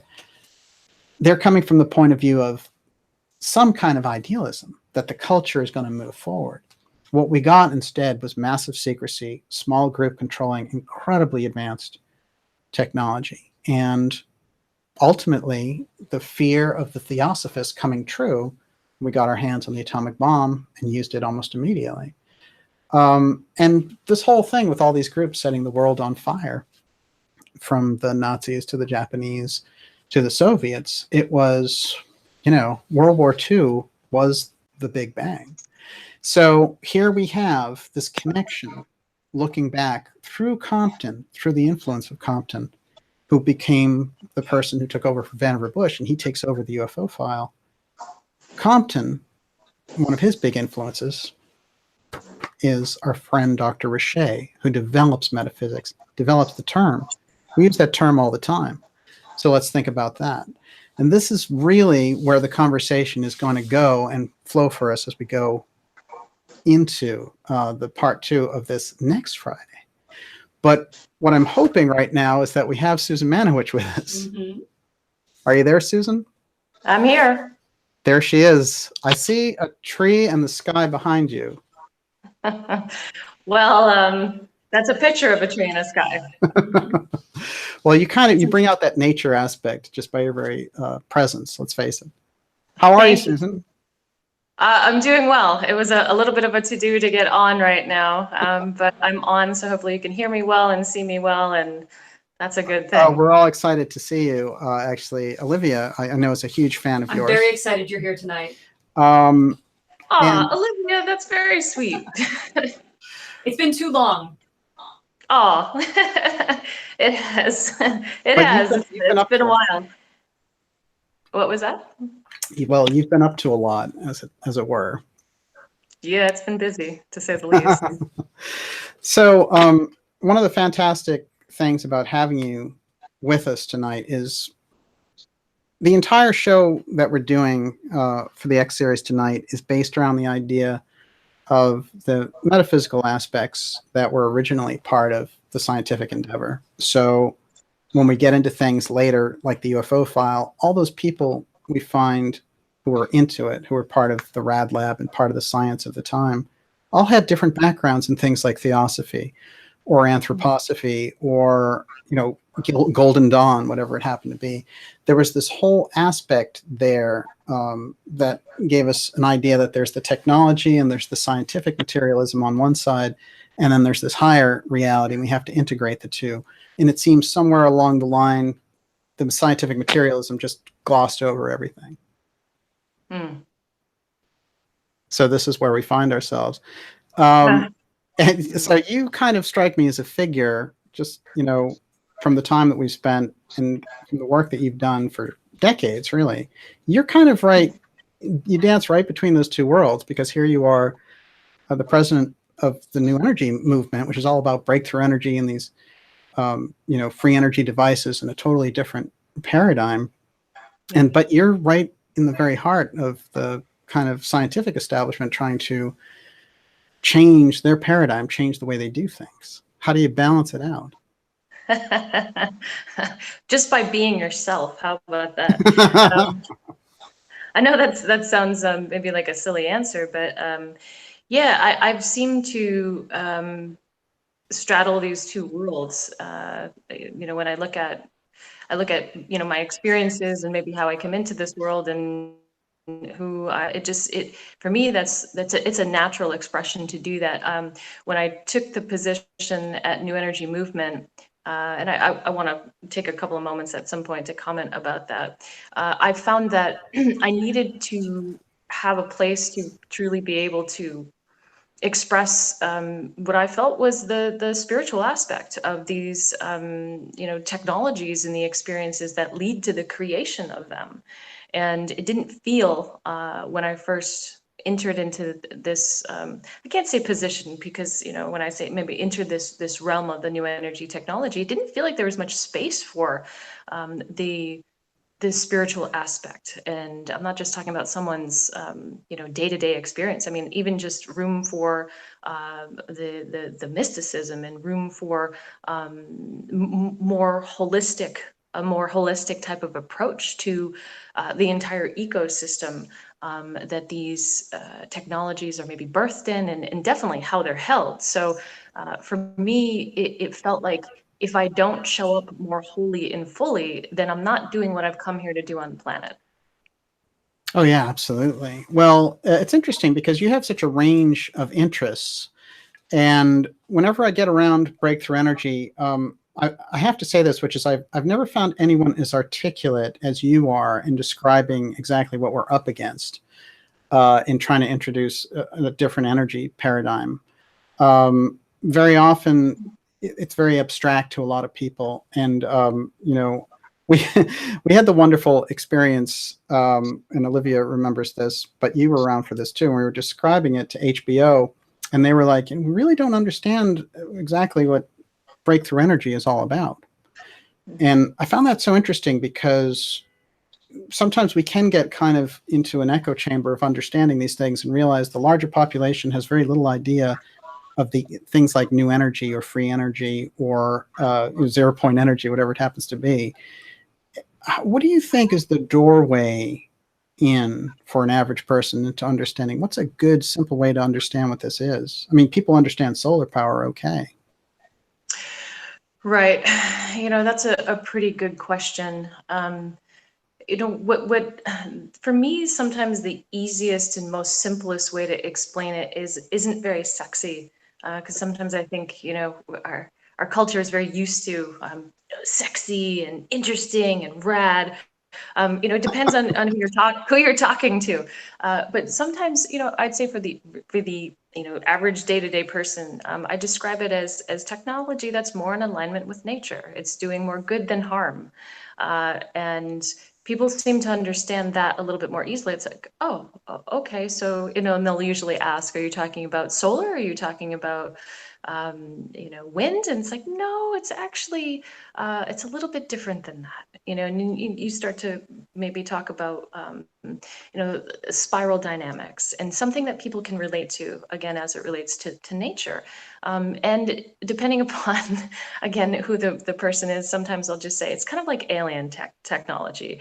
You know, I say that as a way to be cheeky, but they're like, oh, I get that, because there's so much now, you know, in the media and in video games and cartoons even. So, you know, I'll sometimes explain it at that. So it's also, you know, knowing your audience and how you want to describe it. But if they're a little bit more open-minded as you're getting into, you know, discussing that it's a little bit more in alignment with nature, then you start to talk about subtle energy. And, you know, people seem to relate a little bit more, you know, to it from that perspective. And then obviously talking about some of the science as it relates to it. It's not getting, you know, you don't want to get into arguments with people if people are not, you know, getting it. It's like, it's okay. It's maybe not meant to be, but, you know, if there's an opening there, you can begin to explain it. And no, they have to get it. I mean, come on, they just have to get it now. I don't know about that. I think I'm giving up on people that don't want to get it. It's like, I don't know if that's. I don't know if that's. The alien aspect is nothing very foreign for you. You've spent a lot of time examining the whole field. You've worked with some of the best people in it, including John Mack when he was doing really radical, having a really radical technique as a Harvard professor looking into this. You just wrote, contributed to a chapter in a book put out by Free. So maybe that's kind of an interesting way for us to get into this. Sure. Yeah, I did. That was a lot of years in the making. Seriously, this was 25 years in the making, because the story goes this way. So, you know, when people say, like, Daniel, you introduced me as working with John Mack. Let's be real. I was like this little 21-year-old student who had just graduated my degree in psychology from a college in Massachusetts, you know, my bachelor's degree, and I actually did a semester of graduate school as well. I went right in and did that, but I was like, this is boring. I need to do something else. And lo and behold, it was Bud Hopkins that actually introduced me to John and said, hey, I think that you'd be really great helping this group out, because they're doing research right now, and they're funded to do research on people that have had these, you know, different type of encounters. And so, you know, little old me at 21 years old is thinking, I'm going to help them figure out their research studies, because I'm really interested in understanding the physics and scientific downloads that come in and occur. And because that was some of the information that I was getting. And no, I'm not someone who understands what I would call physics from a traditional standpoint, or math, or even geometry. But I'm someone who's, you know, gotten some of this type of information. So I said, geez, if I'm getting this, then who else is getting this type of information? And so that's one of the things that I wanted to research. And, they kind of looked at me and thought, oh, well, that's all nice and well, but we want to research you. We want you to be a part of this study of, people that we're interviewing to, really begin to get a better understanding of, the nature of intelligence and cognition and, all of these other things that they were researching as part of the contactee experience. So and that never left me. I was still hungry for understanding the collective contactee experience as it related to these downloads. And for me, I wanted to understand, hey, if I'm getting this, then what is everybody else getting? I'm just one person here. So Right. what is everybody else getting? And no, I'm not, and I'll use the word egotistical. I'm not egotistical enough to think my experiences are the only thing and it's the truth. I'm one piece of this thing. So part of the free group, which is the Foundation for Research into Extraterrestrial Encounters, in, I think it was 2013, Dr. Edgar Mitchell and Dr. Rudy Shield from the Harvard Smithsonian Center for Astrophysics, and he was a colleague of Dr. John Max, and actually is a mentor of mine. I would call. And Dr. Mitchell, of course, is an Apollo astronaut who went to the moon. Go ahead. Yes. Yes. So they got together, and there was this man, Ray Hernandez. I don't know how they all, eventually came together, but they did. And they said, okay, let's start to get some data here, and let's start to get some research on these contactees, and let's try to further understand what's actually happening and going on. Because after John had passed away, I think that was in 2004 or 2005, John Mack. research. Yes. Yes. Oh, yeah. Yeah, that research stopped. And then, as you and I have talked about before, and as I said publicly a little while ago, it was almost like after John died, there wasn't good information about what was happening as it related to these encounters with people.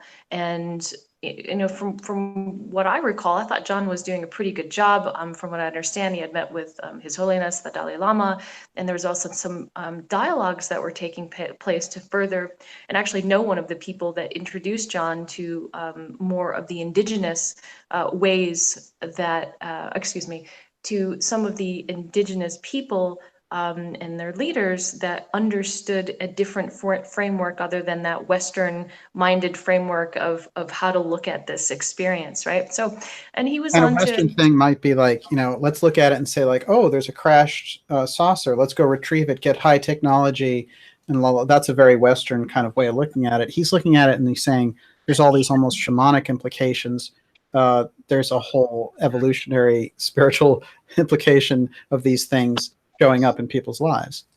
Yes, and he also was beginning, I believe, and again, I wasn't around this man every day, so I can't comment, but from what I could see from some of the readings and some of the people that had known him well, is that he was understanding that there's an ecological connection to these experiences, meaning what we're doing to the planet and our relationship to the environment.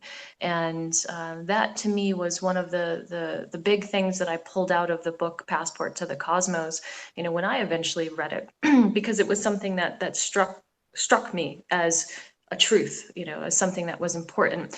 So getting back onto this research, many years went by, and I get a phone call, and I'm asked, would you help and be a part of this this research to help construct some questions, because I know that this is a passion of yours with the new energy technology and the new physics and the new math, and would you help us construct the study? And I'm thinking, oh my God, 20 some odd years later, here we go. We get a chance to finally do this. Wow, that's interesting.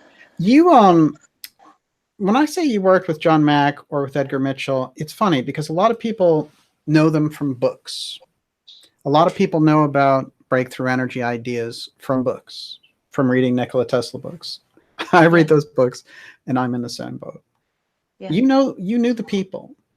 You were around them. You spoke to them. You interacted with the programs that they were engaged in. On the new energy front, you'll go out and you'll meet inventors. You'll go meet people and talk to them about their free energy devices. how there's a different level there than being kind of an armchair researcher, which we've seen a lot of. What is it? What is the core thing first that people like John Mack and Edgar Mitchell were trying to tell us in relation to this other reality, one, and the energetic possibilities, two? And then just in terms of people who have this kind of book version of this stuff versus your actual experience, what's the difference? Well, that's a fantastic question. And let me start by trying to remember what you said. and then you can start with Edgar and John. Like I'm gonna do I'm gonna do that. Well, yeah, I spent time with John, obviously, and I was a kid, and I say that I was a kid because I wasn't, 30 and already married and, had a house and a child and things like that. Well, let's start with why you would talk to John. Why did you go see John? Because I thought I could help.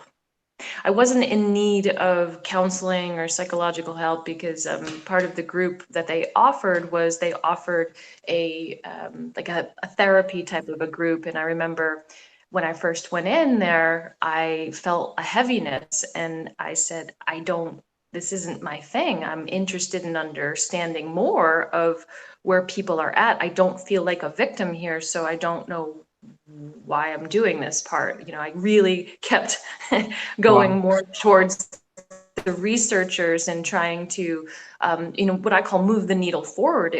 I even had at 21 years old, I even had this really intense need to go to have the research at that point go further versus because I knew somehow even back then it wasn't about me and my ego and me and feeling like a victim because I feel alone in this world because I've had these experiences. It was like, I've got something to do here. Oh yeah. And let's get on with figuring out what that to do is. So what led me to spend time and energy there was there was no place for me to put this. And, here I am having these encounters and here I am getting, this information about the nature and structure of the cosmos. And and I'm 21. Where do you put that in the 1990s other than, going to Lollapalooza and dancing and trying to get at some angst at that moment because, you look at the world around you and it's like, oh, I can't really talk to anybody about this. Right. Mm-hmm. So, that really became my my secret of what I was doing because I had a job in Boston and I worked and but at night and on the weekends I was going to these meetings and I was talking with people and understanding, listening to Dr. Shield try to figure out how these beings came from one dimension to the next and what does that really mean, which led him to eventually develop I believe with Edgar Mitchell the quantum hologram theory, which is featured in the Beyond UFOs book. So what led me to being with some of these people, and by the way, I met Ed Mitchell once, so again I want to be accurate, and spent a good 6 hours in the car with him and drove him back from a meeting in Maine to Boston and had just this amazing one-on-one time with him. But my colleagues also spent quite a bit of time with Dr. Mitchell as well. So they're older, and obviously they're older than me at the time. And there's a knowledge, a wisdom, and a deep truth that some of these people seem to carry, which is tremendously, tremendously valuable, at least for my education and my knowledge. And I think how I try to look at some of the other people that I work with now. What would you say, if you had to summarize briefly what John Mack, where he was coming from, what his conclusions were, Professor John Mack, around the UFO file, around the UFO subject, and Dr. Edgar Mitchell, and how similar they were, but in your own words, what were their conclusions? Okay, I'd be speculating because I wasn't with them upon their exit of this plane of existence. But I do know this. I do know that they wanted the research to continue. that they wanted to understand that getting the information out was really critical and it was very important. So understanding that collective contactee experience was something that was very important, and to dive deeper in there. And to me, the evolution of this work now is here. We have it now. It's taken a long time, but now we have it.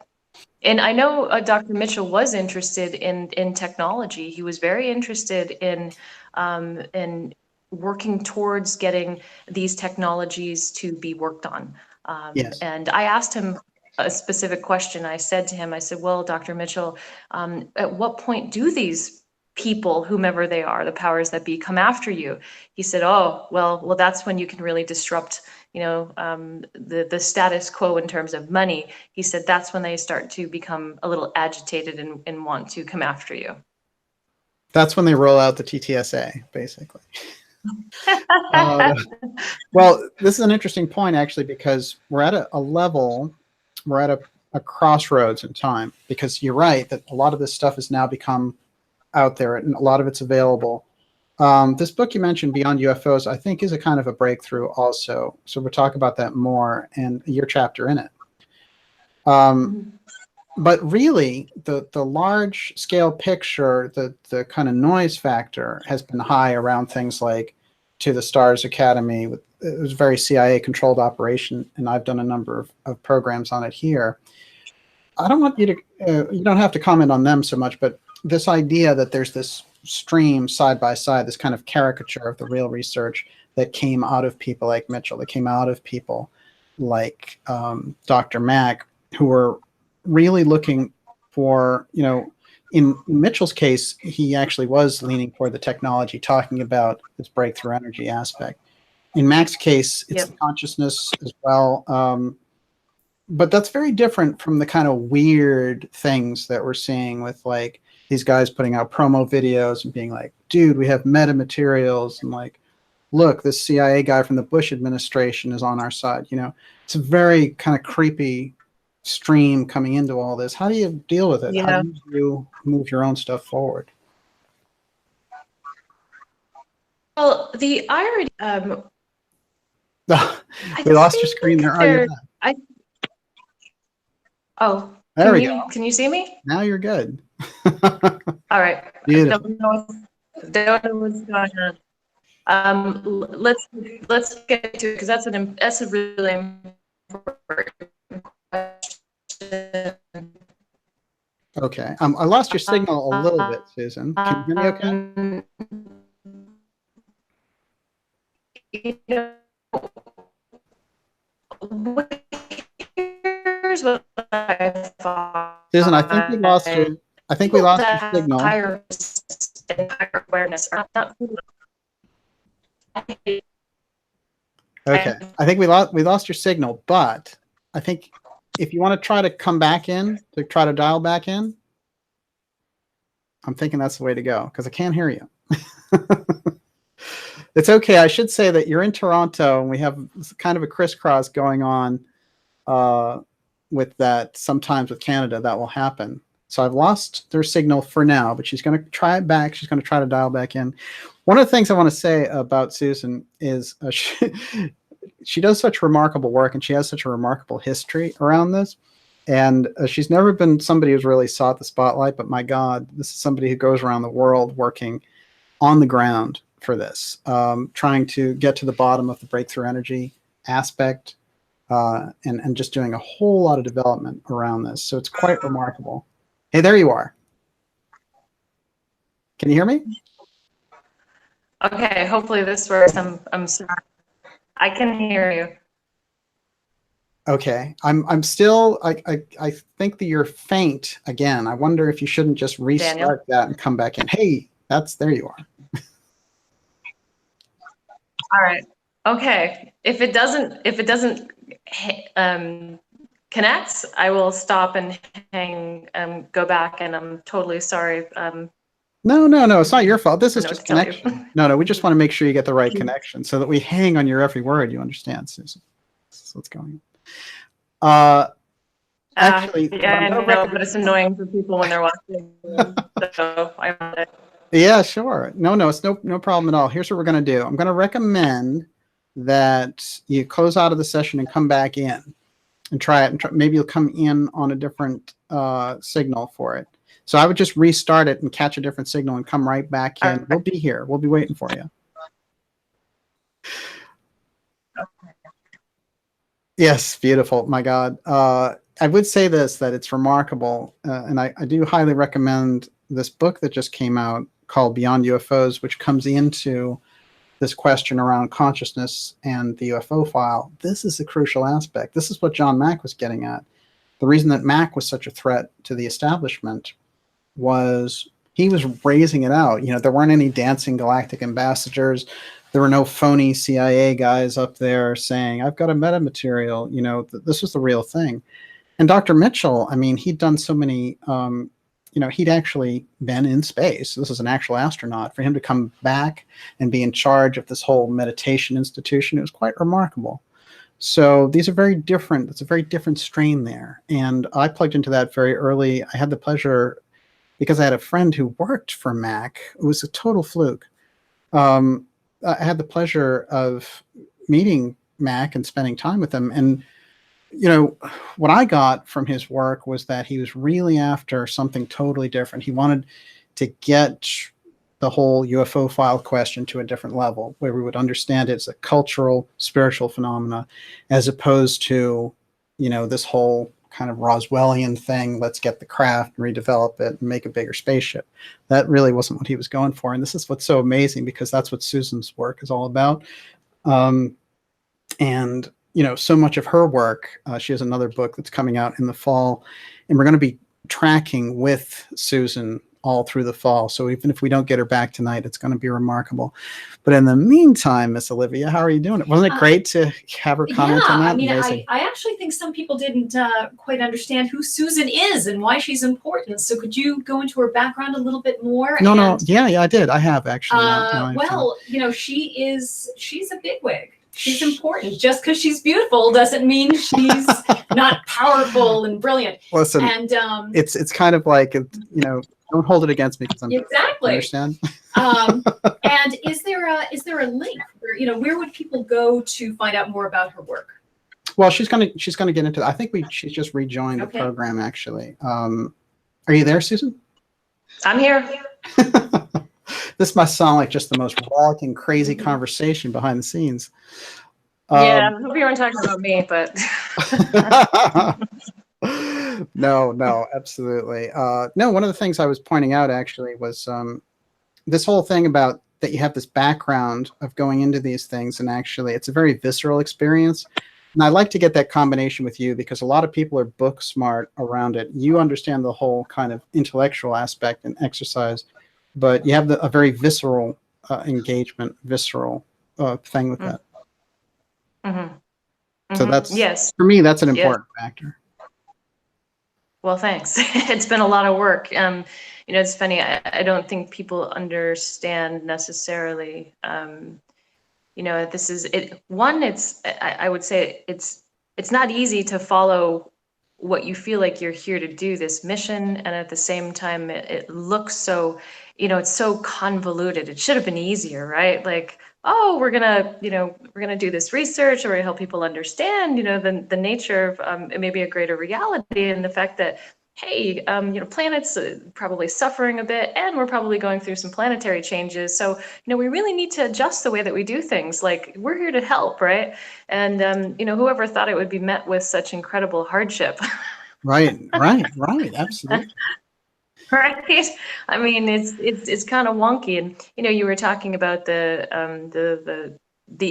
other group that's doing what they're doing, and what I was saying earlier is, you know, people that have high awareness, they're not easily, I don't want to say fooled, but they don't easily go to that. What I find is more of an old school mentality, that, you know, it's like, even though we're talking about UFOs, ETs, and this technology, you know, it's an old school mentality in terms of the approach that's being taken, because it's not in the new consciousness, it's not in the new awareness, it's a bit in what I'd call this rogue, you know, type of mentality that, with all due respect, is it's kind of outdated. It's old school and not a hip way. Right, right. And this is the whole kind of big push that we see around. I call it really the kind of marketing of UFOs is really what you're getting at here. It's that marketing of this whole approach, which really has this like sign up for the t-shirt now. Yeah, you know, and hey, t-shirts aren't a bad thing if they look good and they feel good, but no, you know, this is, I think what John was really getting to, and this is something that I actually said earlier today, and I want to repeat it. You know, there's a divinity in these experiences. This is not like, you know, ET or UFO that is meant to be, you know, splashed on a screen and meant to be, you know, bastardized or sexualized or whateverized. You know, these are very divine experiences that people are having, and they have a significant impact on them that are lifelong. And the vast majority of people that have these encounters, they are changed in a way that they show up as a more whole human being, and they feel like they've got a job here to help with this transition. And, you know, most of the times it's not just an ET encounter. You know, what we found from our research is that, you know, people are seeing humanoid beings, they're seeing astral type beings, energy beings, human looking beings. And it's not just like in the realm of, you know, ET, that kind of, there's something much actually happening and going on here. And only when you actually do some legit research can you see this wider spectrum that's happening and going on. But, you know, it does seem to be related to, you know, what I would call divinity. A step further, like you've been talking about Rudolf Steiner, there is a moral component to how people are shifted from these encounters. And that's the stuff that cannot be, you know, marketed and sold and put in a funky little package to make it, you know, look edgy and cool. Because, geez, if that's the case, we probably, well, maybe some people would be running to it. Well, it's interesting. It's a great point, actually. The ethics aspect is quite interesting. This isn't something that comes up very often, but of course, the idea really is, you know, is the culture ready to make that move? Is the culture, you know, ready to accept something on an ethical basis in order to move forward? Like this came up very much during the whole conversation about the atomic bomb. We started this whole episode off looking at the Rad Lab, which is the Manhattan Project that became the group that managed the UFO file, the same scientists. A lot of those guys had their own sense of vision. They had some kind of an ethical basis for it. It seems like over time, as things like the UFO file slipped into the aerospace corridor, it became something totally different, just a group obsessed with secrecy and domination, which is a very different thing. Right. Right. It is a different thing. And there's nothing, you know, nothing. And I'm going to hold up this big fat book because I've been reading this, because even though I've done my chapter on it, that's still everybody else. Yeah, this is a thick book. You know, there's very little information that actually there's no information in here that says that you know, with this technology or the creation of it, that we need to dominate, weaponize, and, you know, become more ruthless beings. If anything, it's the complete opposite. That we need to be in a greater state of collaboration, sharing, harmony, caring of other people, and develop technologies with nature that are more in alignment with harmony to truly help, you know, this transition that we're in, but also to get to, you know, a more evolved state. And, you know, when I look at some of these other groups and I look at, you know, the masses as a whole, I don't worry so much about everybody anymore. What I look at is the good people that are showing up, and the people that I call have really fought that hero's journey, because there's inventors, scientists, engineers, there's people that feel like they have a calling to help in this arena. There's intuitives and psychics and mathematicians and lawyers even. You know, there's people that, medical doctors, that feel that, you know, that they have a calling to do something different.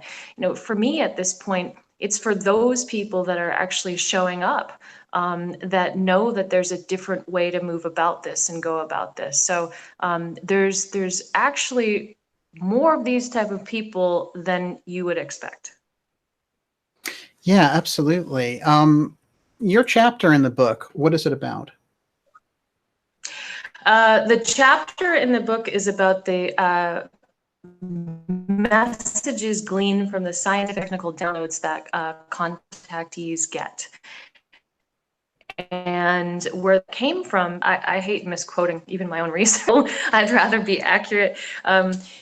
This question came because there was phase 1 of the free research study. There's a total of, I believe, 3 phases to the research, and they, 2,477 people responded to this question, and here is the question in phase 1.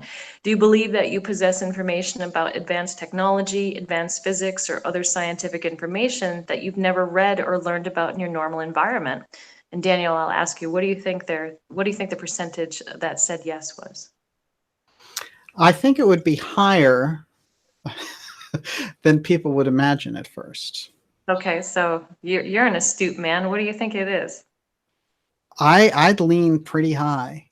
I'd lean into the 60%. Okay, well, you're an optimistic dark journalist. So I'd give you a little high, but 41%. That's so, really good. Yeah, it actually is. You know, it is. That's kind of a high percentage of people, right? You know, because when you think about it, you know, ask average people, what do you feel your knowledge? How do you feel your advanced knowledge of physics and sciences? You know, the average person would probably say, no, you know, I know very little. I know nothing. So maybe in comparison to the average population, you know, that is actually an extremely high number, but 41% of those people said yes. And so from that question, we entered into phase 3 of this study, which I helped to construct with a whole bunch of other PhD researchers, a lot smarter than I am. And we asked, and I won't go through all 8 of those. I'll go through the 2, you know, to me that are extremely important, which is, okay, so what is the nature of this contact? What is it about? And answers on that information. What is the nature of the content? And also, what is the nature of the information? What's the nature of the contact? Basically, what is happening and what's occurring? And again, this stuff you can get in the free book, and no, I'm not making any money off of it. Just letting people know that this blood, sweat, and tears is mostly free as it relates to this stuff. Free is a little more descriptive than you want it to be. Yeah, exactly. So, you know, here's one of the things that came up is that with the nature of information, 20% of the people getting information about the nature of the universe. They're getting cosmology. They're getting that the universe is a living system. They're getting these scientific and technical downloads about how the universe works and how energy propagates in the universe and how they're a part of it as well. So they're being taught, you know, this information. They're also being shown consciousness education training. So they're getting education outside of their normal day-to-day environment, either when they go to sleep or they, you know, sometimes are taken upon ships as well, which, you know, begs the question, what really is a ship? You know, maybe what we think it is not necessarily what it really is, which, you know, I think would require further research and understanding. What do you think is the strangest, I want to wrap this into your question thing, so I'll make it a quick one, but what do you think is what's the strangest characteristics they share in common? What's the thing that really stands out? There's a transition on the planet based on what we're seeing for research, which everyone's like, oh, it's obvious there's a transition, but no, many of these people are being prepared for a transition on the planet to assist other people during this shift. They're helping, and they feel a strong compulsion at 90 to 95% to actually share their information and to help others the way that they feel that some of these beings, and I won't say ETs because some of them are energy beings, the way that some of these beings are sharing this information with them. So it's almost like, you know, the energy being is teaching, training, working with the person, and then the person here, on this plane of existence on Earth is working with family, friends, maybe some people in their community, maybe some people that they work with. So, they're feeling a sense of, and it's not a frantic assistance. It's actually coming from a loving place, which is another large component that comes up in this research. They're also being shown and taught about ship creation and ship navigation, which it was one of the top 3 that were on here. Wow. And so again, you ask, why is that important? I don't want to make any conclusions because I think it's premature, but there's something that is happening and there's something that's going on and it's important to pay attention to, that's for sure. Yeah, absolutely. Absolutely. Is there, when thinking about the experiences that these people have and the way that the government tracks the UFO file, what's the difference, really? To me, the difference is that, and I was talking with another inventor the other day about this stuff, because we try to really understand it. I think that the people that are getting this information directly, there's a divine connection that exists. There's a divine connection that's there. And it's not all about the creepy, ET story. There's very little information that comes up in any of this research, that shows that there's, what I call the creepy story. Is it a small percentage? Yes, somewhere between like 5 and 9%. And, then that begs further research as well, right?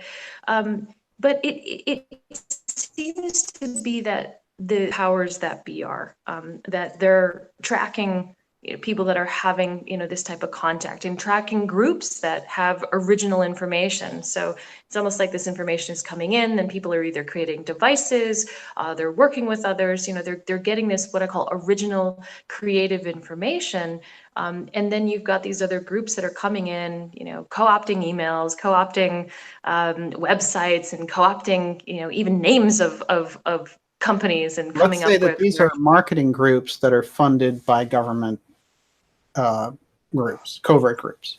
Sure, probably. But I mean, that's it seems to be obvious, yeah. Yeah, but as I keep saying, I'm not so worried about it, because what I see is that the astuteness on behalf of the consciousness rising so quickly that it's almost like you can see who's lesser original and who's actually more original. And there does seem to be what I call something baked in the cake with how the universe and all this stuff works. And I don't understand it, and I don't claim to understand it, that these technologies are not going to necessarily work, or we're not going to necessarily always know the answer to what is actually happening and going on. And even though these groups maybe profess that, I've said this before, that they're your daddy and they know better, they may profess that and know that, but we don't know.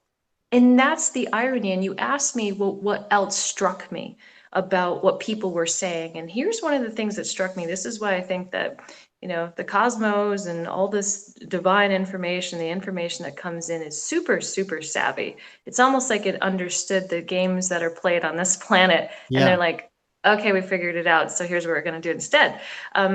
They over and over and over said, we'll know when the time is right.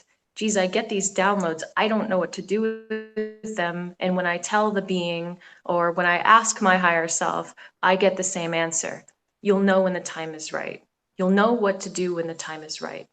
Over and over and over and over and over. And I also read ahead in my book, and one of the other chapters in the back had to do with human-to-human interaction and how we need to be better to each other as humans, but also there's a component in there on the ecological messages that come in, and it's the same thing. There's the same type of information in there that we'll know when the time is right, that there's something that will be released in these people when the time, whenever that time is, happens. And does it have to do with an energetic shift? Does it have to do with an event on the planet?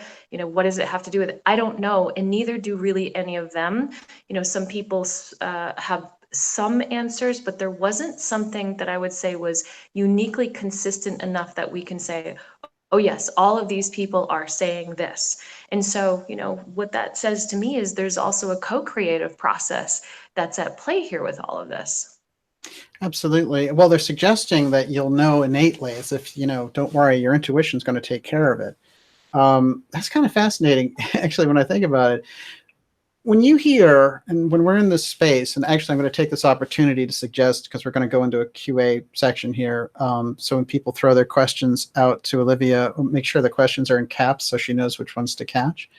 And you're watching Dark Journalists, take your time, go to darkjournalist.com, sign up for the newsletter so we stay in touch. And we're here with Susan Manewich, who is the president of New Energy Movement. And, you know, she's an incredible author. Her chapter in this book, Beyond UFOs, is something that just came out associated with this free group, which is the original Dr. Edgar Mitchell Foundation. Absolutely incredible stuff. You need to get kind of into this, you know, strain, this pattern, this kind of wave that's coming in here. And Susan Manewich, her work is right in the heart of it. Now, Susan, one of the things I want to ask you is, we hear about the Space Force. The Space Force is right in the heart of all the questions that are coming up. We have all these battles around technology, talking about new bureaucracies, weaponizing of space. So on one hand, these people are hearing things like, you'll know what to do when the time is right. There is cause for concern just in the general population and looking at this situation, especially people who are aware of things like the UFO file. How do you think this is playing out? What is the Space Force all about? What's going on? You know, I guess they're playing the role that they feel like they're supposed to be playing right now. I mean, you know, what can I say? There's nothing in the research that discusses and talks about that. It's almost like people are not being shown to be bothered with it, that spend your time and energy. And, you know, this might sound like what I call hokey dokey, you know, spiritual woo woo stuff, but is it okie dokie or hokey dokey? I need to know the difference between them. It could be hokey pokey, I don't know. But the sense of what comes with this information is constantly about being calm, being open in your heart, and feeling love and feeling connection. It is extremely important. It is, again, baked in the cake with a lot of these pieces of information that come in. You know, you don't find that the beings are just instilling this information without some type of, you know, feeling of love and oneness and interconnection. And, you know, what you just brought up is not that. So it doesn't seem like, you know, this population is bothered with it. And, you know, I know, as you were talking about so many of these different, you know, great inventors, and there's an awareness that these inventors have about, you know, the isness of what is happening and going on. It doesn't stop them from creating, you know, devices that will help us through this shift, whatever this shift, you know, may end up being, to have our energy sovereignty. So if anything, they're feeling more compelled to do it. So I don't find people, you know, being too hung up on all of the other stuff that these groups and organizations are doing. And you know, maybe that's a good thing, because if they were, then maybe it would prevent them, you know, from being able to be in that you know, divine creative space that you know, many of them seem to be in as they are doing what they're doing. It's like they have an awareness about it, but they're not, you know, so caught up in it. And, you know, even for myself, I think if I was to spend so much time and energy thinking about that, it would distract me from creating what I know I'm here to create. Oh, absolutely. It's fascinating. You know, well, the idea is this, basically. Well, first, what I want to know is your thoughts on, you know, does this idea of ETs, off-world civilizations, the UFO file, Does it have anything to do with breakthrough energy, or is that a connection that we've made independently out there just over time? People saying, yeah, if you get the UFO answer, you'll get the breakthrough energy answer. Is that true? We'll have to define, what the UFO answer is. Here's what I know for me, and it's from my little piece of this world, for someone who's had, contact, and someone who is working actively in this arena, that, to me, what is the UFO or ET connection? What is it really? For me, it's been about morality. It's been about ethics. It's been about listening to my intuition, here and here and here. And it's been about following, these guidelines and these signals to move about things more efficiently and faster. And it's also been about a balance between the yin and the yang, that you really cannot entirely do this thing well and right if it's what I call the cart before the horse. And here is what we found. As I said, I was asked to run this organization in 2017, and if you go look on the website, there's nothing that's really changed in a while. And people will say, well, you're moving too slow, and we've got to. This is New Energy Movement. Yeah, New Energy Movement. And people say, moving too slow. Right. Tell us what it is for a moment. Sure. New Energy Movement was started by Dr. Brian O'Leary about 15 years ago, and Joel Garbin was running the organization for quite a long time. A really good man, really good human being, and he asked me to take over in January of 2017. So, I did all the things that you're supposed to do at first, and then, I really got into it. I really got into it and visited when basically all over the world, met with a lot of different inventors, saw a lot of different devices, ended up partnering with a really fantastic vetter who is a solid human being. And we started to really dig deep, and we were coming up with the same thing over and over. And I'll tie this into the ET, connection. Because it's not just about ET. That's such a silly term that we use at times. Because again, we really are just beginning to understand what it all really means. Because most organizations would never even touch the term ET because it just had, such a silly, reputation with it, right? So we avoid it. But here's what we found. We found that the inventor-investor cycle and the dynamic that was there was just set up constantly for failure. It didn't work because inevitably the vast majority of investors would not honor their word, and they would not allow this creative control on behalf of the inventors. And then the inventors wouldn't honor what they were doing, because sometimes you had to get through, and it wasn't with all of them, but sometimes you had to get through the hero complex, like, my device is going to save the entire world and it's worth $500 million. And yes, that's a true story. So this is interesting, actually, because people always assume, well, the deep state is going to snuff it out. The deep state and different types of groups have done a lot to suppress energy developments. We know that that's true. But you're saying there's also kind of a human folly aspect here, which is people individually they're causing the issues. They're not cooperating in this field. It's not their fault entirely, because it's like this. I spent a lot of years doing emotional intelligence training, consulting, leadership development consulting, management development, organizational development stuff, and what I know about from my experiences with contact, that it's truly about getting deep and understanding the root of where someone is coming from and why. And how is that relating to our betterment of Earth and humanity? Those are, really like the value system that's there. And Steiner called it moral technology. And that is... It's a great phrase.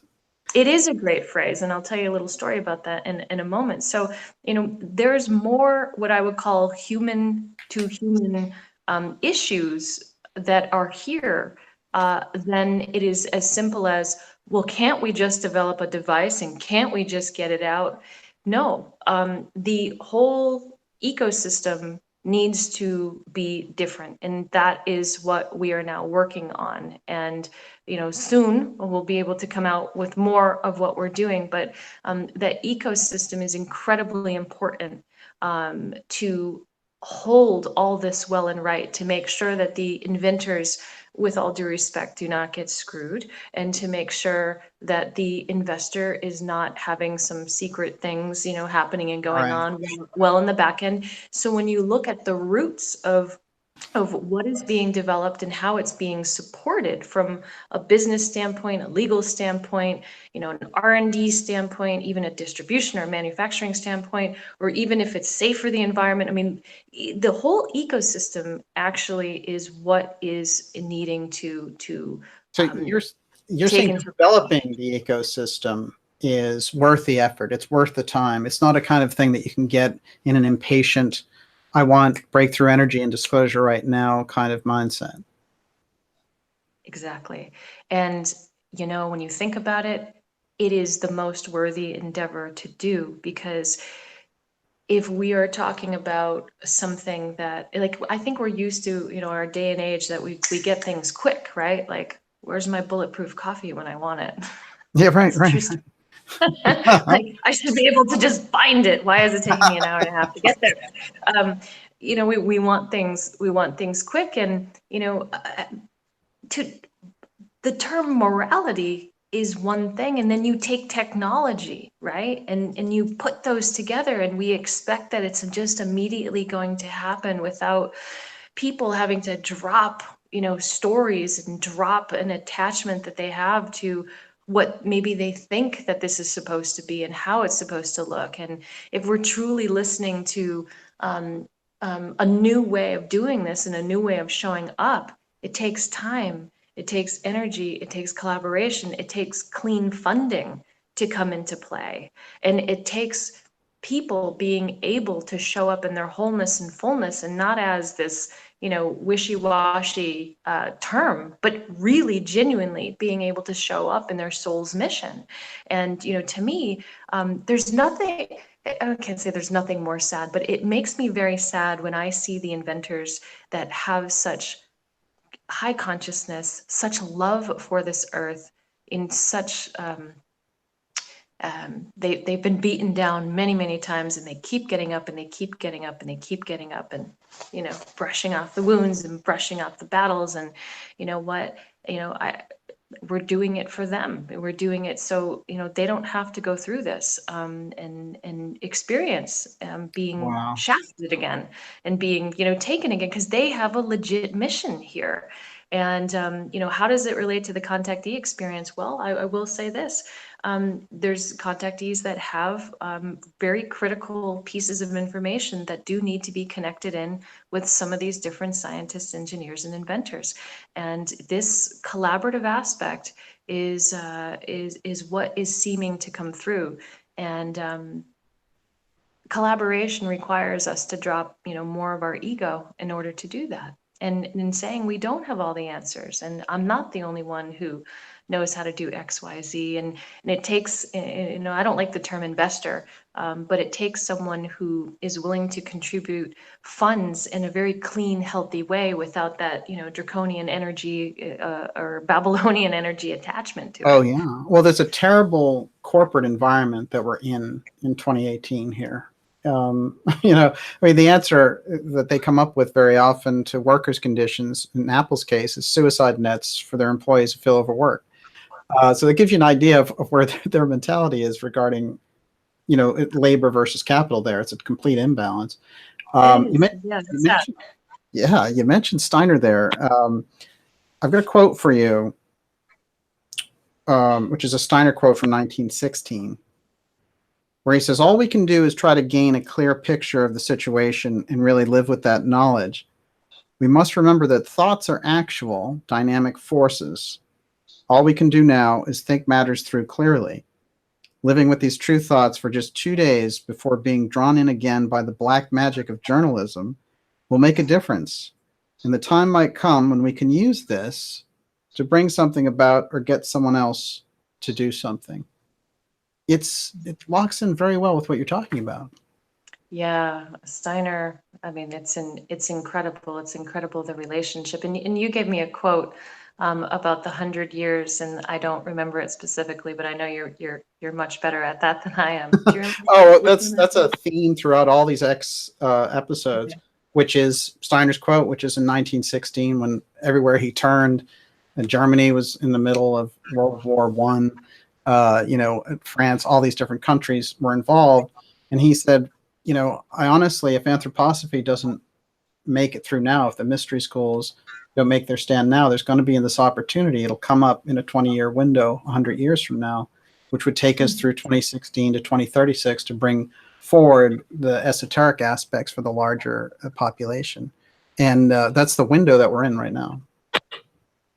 Yeah, well, it's happening. You can feel it. Yeah, you can definitely feel it. I see it, I see it with whom we deal with and whom we're interacting with. And some people are done. There's people that are still playing the games, but there's other people, they're done. They're done with the traditional investor, inventor model. They're done with, feeling like so-and-so is going to benefit and it's not going to go to the earth and it's not going to go to humanity as a whole. And they're tired of that. That's something that they're tired of because they have a mission here and they need to complete it. Wow. So that fits in alignment. It's and they're firm on it. There's a firmness that's there. The Constitution is strong. Well, you're bringing forward something here which I find really fascinating. Let's do this. Let's turn the floor over to Olivia. Miss Olivia, how are your questions doing over there? Okay, let's focus on Susan's questions. Yeah. I'm just gonna rattle off a bunch of them. Please do. So we're gonna do Susan. You're ready for questions. The whole crowd that's here has submitted a number of questions along this line, so we're gonna kind of rifle a few questions at you. Okay, so JJK is asking, has Susan ever had a UFO experience? Yes. All right. Would you go into that? Oh, yeah. Well, so I guess. Okay, go ahead, Daniel. No, I think that you can say, basically a quick outline, which is this is something I know from knowing you, which is it's happened since childhood, pretty much. Yeah, I came in. Yes, I had my first physical encounter when I was about 5 years old. But previous to that, I had meaning in the womb, and then some had conscious memory of a connection to. Let's put it this way, the non-physical world. So it wasn't weird and unusual when I had my first encounter with, and I wouldn't call it a UFO. I would call it, it was like a checkup and a reconnection to make sure things were going on track here as they're supposed to, in a very loving, way. Wow, it's fascinating. That whole aspect of your experience and your knowledge is a very interesting balance against all your work and emotional intelligence, breakthrough energy, so you can kind of dance in a lot of different worlds. I always find that interesting about you. What else have you got? Cheryl Peterson wants to know, were you at the seance after John Mack's death? No, no, I wasn't. My daughter was young at the time. She was around 2.5 years old. And I know that there were people that I know that were there. And I remember hearing some pieces of information about it. But no, I wasn't there for that. I did have a dream about John 6 months after he passed away, which led me to actually getting my butt out to a meeting afterwards. And then reconnecting with some people that he worked with that I now spend, I've spent the last 15 years communicating with, or 13 years. Oh, that's great. Well, it's interesting with John too, because he caused a ripple in so many different areas. I think his work has that feel to it, which is it's breakthrough stuff, that it's almost like a number of people I know shape their entire opinion about the subject just from his work. They didn't have the whole Roswell background. They didn't have all these different kinds of things about it. So it's kind of fascinating. Yeah, I do want to say about John Mack, I've always been curious about this. his unusual death in the UK after giving this conference, have you ever found anything unusual about that? Of course. Yeah. I mean, what I found unusual about it was because I think I've mentioned this in other interviews. You know, some of the experiences that I had, let's put it this way, with agencies when I was younger, and then when I was a part of that group, I had felt that our group was followed, and I'm not a paranoid person, and other members of the group felt that we were followed as well. So it was always like this weird awareness of trying to understand what was going on from these contact experiences, still trying to live your life like a normal human being, getting married and having children and going to, you know, finish degrees and working. I mean, it's like trying to, you know, really process and understand, you know, what's really going on here. And when he passed away, it was a big shock to, you know, me and to others. And because it felt like something was wrong. It felt like something turned wrong here.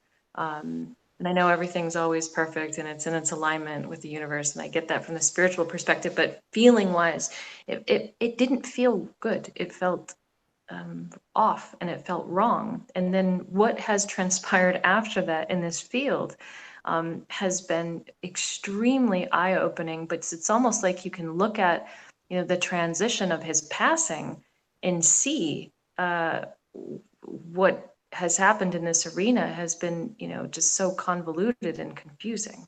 John brought a level of respectability and rigor, scientific rigor to this. And he was also a kind, nice person that had a tremendous presence. And, you know, he made me feel calm. And I mean, personally, when I would, you know, interact with him, and I felt like, wow, this is an incredible person that is taking this endeavor on, and now they're not here. Oh, there's no question he was one of these figures, you know, just it was kind of someone who really sets a totally different tone. It's interesting too when I think about that, because when you think about certain UFO researchers, and this goes all the way back to the 50s, winding up in unusual circumstances, all the way from Morris Jessup up to John Mack, you know, real deep UFO researchers share something in common with real deep breakthrough energy people, which is their work is very often suppressed, and we've seen very drastic measures around that at times coming from what appear to be the covert wing, the kind of ex-protect side of this government program. I don't think there's any question about it. What else have you got, Miss Olivia? Okay, Fractured wants to know, can you ask her about rodent coils, pyramid power, and orgone energy? The pyramid coils would be interesting. Mm-hmm. Well, yes, the rodent coils. I've spoken with Marco Rodin. I know people that have tried to replicate the coils and try to get, you know, energy from those, and it's been a little challenging. Let's see, orgone energy, Wilhelm Reich. I know a lot of people are creating orgone. I personally had an orgone pole in my yard in Massachusetts that was 12 feet long, and actually got from Amish farmers many years ago and used it to, quote unquote, farm the atmosphere. And I felt like it definitely helped create a lot of coherency in my yard. Let's see, in what was the other one? Pyramid power. Pyramid power. I know that there's people that study that, and some study it, I would say, more intently and are more well-versed in it than others. And one of the individuals that I know that studies this extremely well has not come out with their work publicly, but they will soon. And they are working on a book that I would highly recommend that people get, but I can't say what it is now, and I can't say who this person is right now. But, you know, to me, he offers one of the greatest insights that has yet to come out yet. That has yet to come out. So what else can I say on that? There's there's a lot to say. I'm just not sure what, because those are three, topics. No, I know that's great, actually. Olivia, Yeah.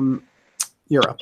Okay, To Algernon says, do the experiences, like the psychic, dreamlike experiences, do they always occur spontaneously, or are there ways to invite them in? Good question. Yeah, that's a great question. Okay, so from the research, and then I'll give you from my own stuff, what appears to be the case is most people have their experiences when they're alone, they're in bed, they are in meditation, they are either, waking up when they're, in bed, or they're going to sleep when they're in bed, or they're asleep.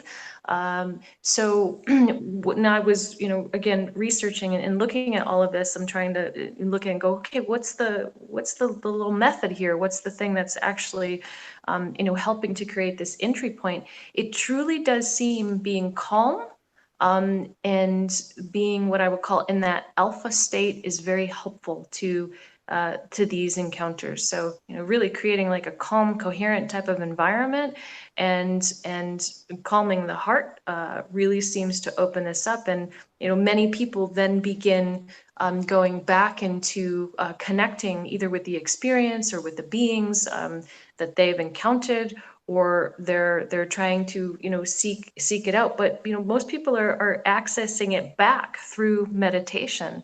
It's almost like, sometimes it feels like the beings are coming into their reality, and then, it's awakening the contactee, and then the contactee is like, well, wait a second, I'm in charge of this as well, so let me go and, reach out back and try to commune back to get this information. So, but what seems to come up over and over and over is it's people are not having these experiences in yoga, or going to football, or at a dance. Like, it's this alone time, and being in that space. My God, if you had it at a football game, that would be something.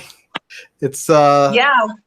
but it's also not happening in yoga. So I'm just like, it's not in a yoga class. They're not reporting it in a yoga class. I just want to make that point. Is there anything that in the culture as we have it, are you frustrated in a sense that the culture hasn't moved forward on some of these questions? I watched a program which was a Donald Kehoe interview with Mike Wallace, of 60 Minutes fame later. This conversation was from 1959, and so basically 60 years ago, and it was the same runaround dealing with the UFO file subject. It sounded exactly like the conversation that you'd hear now on 60 Minutes. Do you get frustrated? No, not anymore. I used to, because I used to have an attachment to that, the big boys were going to do disclosure, and that we were all going to be free and happy. I mean, this was a long time ago. This wasn't like, even in the last 10 years. I think my faith in believing that someone else is going to do the right thing in this arena has definitely, it's gone. And this is where I realize we are the ones, people say we're the ones that we're waiting for. It's like, well, yeah, because I'm looking around, and it's like, well, if you want morality to come into the picture in regards to breakthrough energy technology, then guess what? You got to do it. You gotta work with the people that are showing, those type of qualities, and you got to do it.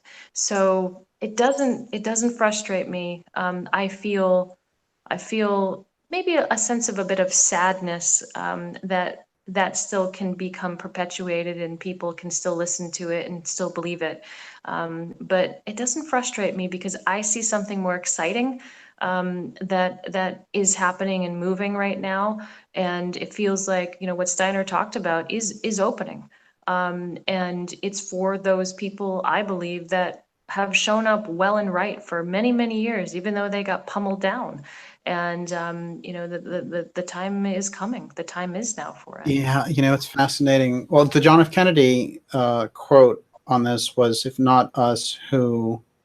If not now, when?" Which I think is really kind of in the zeitgeist right now. Okay, Olivia, you're up. Yeah, I wonder, Susan, can you talk about free energy suppression stories that you know about? I mean, everybody always is curious about unfortunately, people who've been eliminated, and patents that have been suppressed. Yeah. Here's the thing. I hear stories. I've heard a lot of stories. And do I believe the stories? Sure. Have I personally experienced them? Not yet. And you know, to me, that's important. Does it mean it doesn't exist? Of course not. You know, I think we know it exists, and we know it's something that has happened and has gone on. It's not something that I have experienced personally, but again, have I heard stories firsthand of threatened, you know, people that have been threatened, you know, here in the United States, in Europe, and in other parts of the world? 100%, absolutely. What seems to be more the case is what I would call energy that come, let's say energy, people that come into play to kind of divert it. You know, and I'm sure that there are people that are in, you know, the movement here that probably play on both sides of the arena as well, meaning that they may look like they're here to help people, but you know, maybe they tip their hat to maybe a government agency, or providing some intel to a big company. You know, maybe that's what happens and has gone on. There's speculation. I have not personally, you know, seen it or experienced. There are people that I will gravitate towards, and people that I will move away from. Right. I Because think like people like Rife, for example, and his cancer cures with radio treatment and stuff. There's a long tradition, a long history of suppressing things. It goes back to the Rockefellers, you know, shutting down medical innovation, shutting down hemp, shutting down advanced technology. You know, I mean, it's just something to live with in the society. There's no question. Yeah. Exactly. I mean, and that's why it's important to have the awareness there, and that's why it's really important that the ecosystem, because how do those people penetrate? How are they penetrating? How are they coming in? And if the system is compromised, or if there's no system, it's easy, right? It's easy to just, you know, you don't even have to kill anybody. It's just easy to make it happen. So yeah, it's easy to discredit. It's easy to screw around with bank accounts and things like that. You know, it's easy, but this is why creating a stronger ecosystem is extremely important. That takes time to do things well and right, and with the people that feel the call to be a part of something that is allowing them to, again, to drop the ego and to have more of you know, a shared let's say network, but a shared alliance with one another. So, you know, is it there? Of course. And the rule that most inventors go through now is, you know, no, we're not going to patent it. If we really want to get it out, we're not going to go through the traditional patent method. You know, it's kind of like, it's known now that it's not something that you really want to do. Right. And Olivia, I'm sorry. And you know, people have to be able to protect the knowledge and the information. And you know, most inventors don't have access to cybersecurity. Most things are not secure, and you know, that stuff is easy to you know, for the powers that be. It's easy. Yeah, so you know, we don't have to have the intense suppression like we used to have. There's easier ways to go about, unfortunately, doing it. So you know, that's why it's important to be strategic. Olivia, we got time for 2 more questions. Okay, James Creevy. So why don't the inventors open source their inventions / discoveries? And what is our best bet at the moment for free energy? Open Nice source. question. Yeah. Well, because how do we know what's really real and how do we know what's not? If somebody puts it on the internet, how do we know what's really real and what's really not? And unfortunately, there have been many devices and plans and things that are put on the internet, and many of them do not work. Now, some of them, it's put out there because of a distraction intentionally, and some of it just because the inventor doesn't know that they don't really have over unity. So then you have many people that are, I mean, it takes time and money to really figure out what device you want to create, and you have to have the space to do it, you have to have the money to do it, you have to have I mean, you have to have things in order to do it, right? So, when we talk about open sourcing, I know of invention recently from an inventor, and again, I'm not a technical engineer. Let me just, come out and say that. But I work closely with people that are, and I have a different way that I go about, doing what I do. But this inventor who I trust deeply, I've known this person for a very, very long time. There is a device, I don't know if it's still out there, that is shown and it works. And the chat on the board has already been infiltrated by people that are, detracting away from it actually doing what it's supposed to do. So, here we're living in a day and age where, we think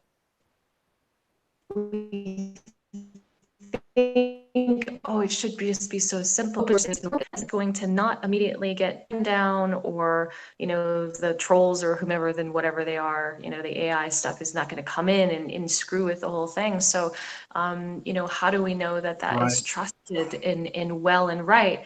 Again, if there's a stronger infrastructure that's developed that comes from a credible source, that again has some form of credibility, then people would be more apt to do it. So I'm not against open sourcing by any means. It just becomes a bit of a challenge, especially when we know some of the regulations that are happening recently with freedom on the internet. It becomes a bit more of a challenge. Oh, and no there's question. Yeah, part to that question. I forgot what it was though. No, it gets to the heart of it, which is well, Olivia, you've got your last question. Can I ask just a couple? This is kind of important. So what is happening internationally in like China, in Russia? Have you visited Russia? No. Okay. And no. And by the way, I don't have anything against Russia. I don't have anything against China. I was invited to go to China to give a talk. I don't know about that. I still understand what they're really asking at this point, and what the conference is about. But here's what I know. Here we are talking about new energy technology, and some of these technologies, we don't know entirely what they all do, so you have to be careful. And the DoD in the United States, I live in the United States, and the DoD interacting with devices and things of this nature in other countries like Russia, like China, and other Middle Eastern countries, you've got to be really careful. Absolutely. Absolutely. There's no question. It's not just a free-for-all here, and let's just, you gotta follow laws, and they may not be fair, they may not be right, but guess what? It's still the law, and you still have to follow and adhere to it. So again, I have nothing against these countries, but I like to do things that are mindful of things truly from a legal perspective, because it's important to not get people in trouble and to not be rogue about some of this stuff. But I do know that there are some talented inventors that come from Russia, and I have not been over there, and at this point I don't believe I'm communicating with anybody that is. Well, it's interesting, though, you're right, which is there has to be a kind of standard, and you get that kind of standard. And when you're in these other countries, you have to deal with what they have, basically. Susan, this has been absolutely incredible. We're going to have you back because there's a part 2 to your story and the things that you're doing that I want to get into as well. So we're going to bring you back in September, if you're available, and go through that, because I know that there's a whole other arena, and we just got cracking with it. But tell us briefly the name of the book and where people can get it, Beyond UFOs. Sure. And there's 2. So I think when I'm back in September, we really need to talk about the Hidden Energy book. Yes. But the first book is Beyond UFOs, The Science of Consciousness and Contact. It was designed for the academic community. And yes, I plan on giving it to former colleagues of mine and at places that I've taught and were clients of mine, to say, hey, look, guess what? Guess what? Hey, would your university be interested in studying some of this now? Finally, so that's what the book Hey, is listen, you were called. 20 years ahead of the game. It's basically, Yeah, that's what we're well, talking about. it didn't win me many friends or parties, I can tell you that. Not that I'm a pretty person. But the other book is Hidden Energy, and I would really like to talk about that next time because Jean Manning is a 30-year veteran in this arena, and we wrote this book. She's, by the way, when I say we wrote it, she's the writer.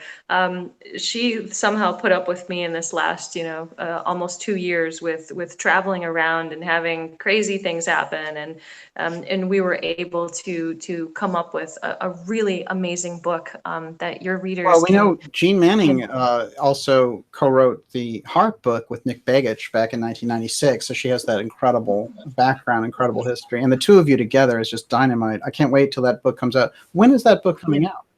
That's going to be out in the fall of 2018, so it's almost wrapped up. There's a couple of small things that need to be done, but that will be out in the fall of 2018, and people can sign up for it. It's hiddenenergy.org, and you can get on the mailing list, and then we'll keep you updated as to what's happening and going on. And we're not a big operation here. We're I was on the back end of the website the other day trying to figure out how to get everything well and right. But it's a book, when you think about it for a second, it is from the feminine perspective, but it's definitely hard hitting with all the tech and that information is there. And that we need to thank Jean for. But you also get to see how these inventors are inspired. And, to me, when you look at these two books together, you start to get a more rapid understanding about how breakthrough energy is actually related to, these pieces of information that people are getting in non-traditional ways. Absolutely fascinating. It's incredible stuff. The timing is perfect, too. If it's going to come out in the fall, we'll have you come out and talk about everything that's in there. And I know some of the exciting aspects we've touched on privately. I want you to talk about all of those publicly and all the interesting things that you'll be announcing also in the fall. So the work that you're doing, this is going to be something to watch, everyone.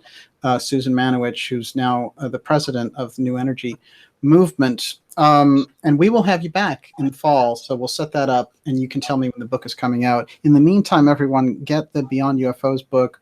It has that incredible background and contributing authors, but Susan's chapter is particularly fascinating, dealing with this whole aspect that we're talking about in the series.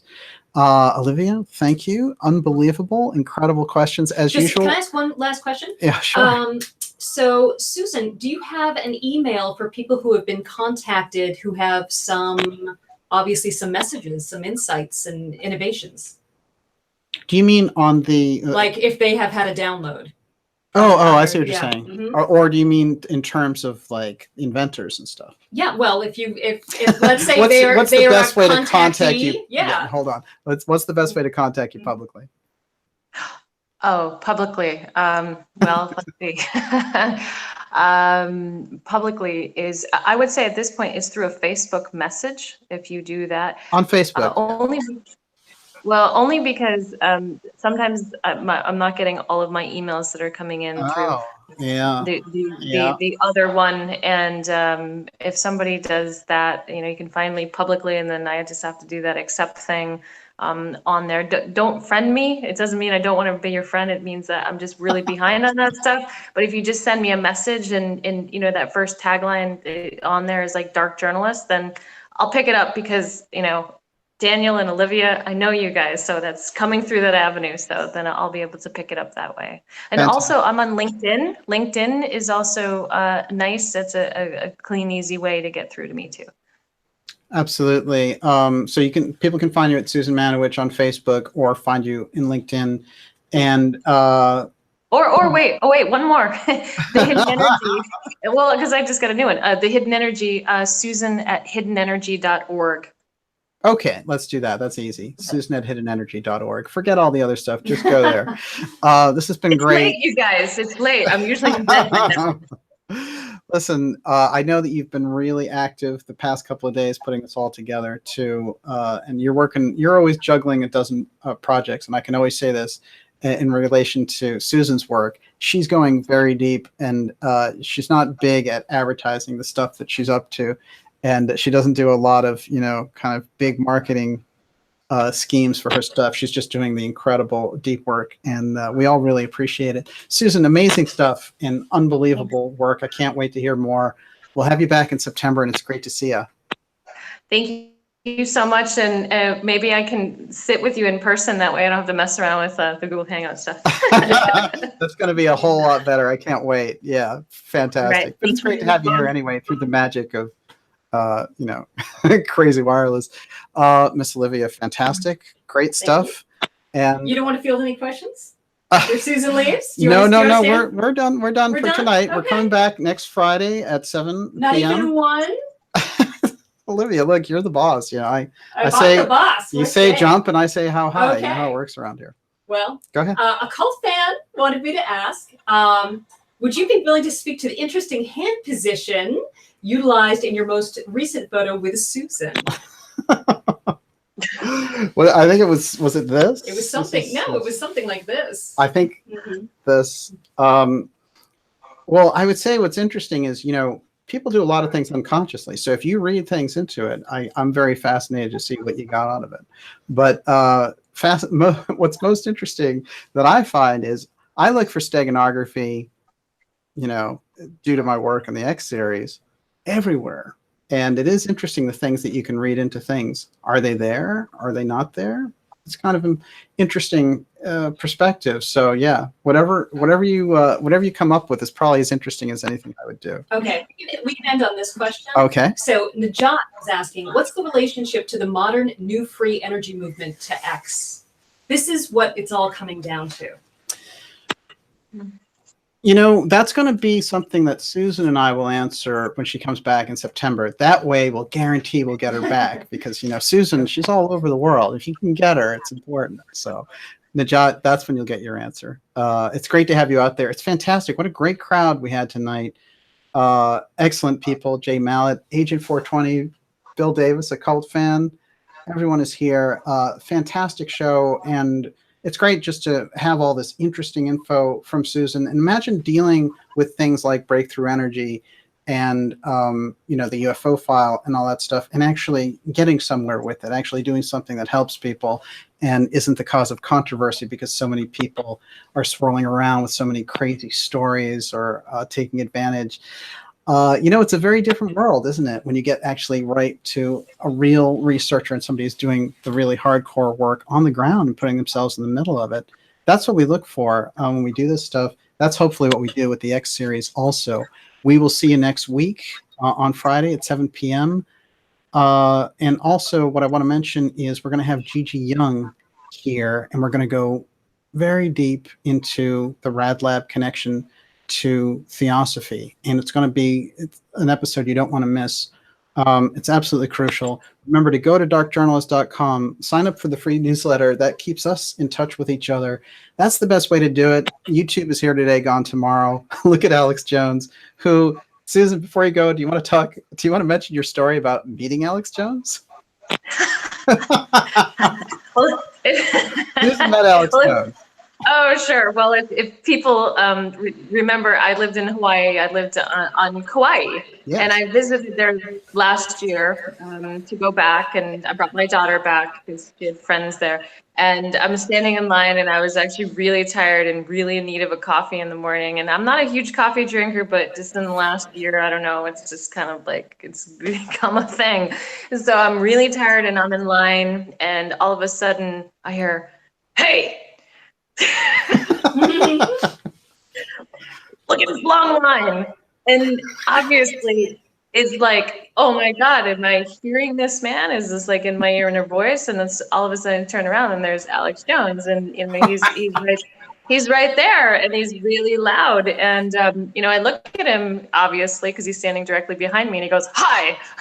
And I said, "Well, hi, how are you?" And he said something like, oh, you know who I am? And he goes, "Do you like me? Because most people don't really like me, and I have to be careful." Anyways, and then we got into a conversation about about breakthrough energy, and basically he said, I can't make sense of that stuff. I don't know what to believe. I'm like, well, at some point there's going to be a book.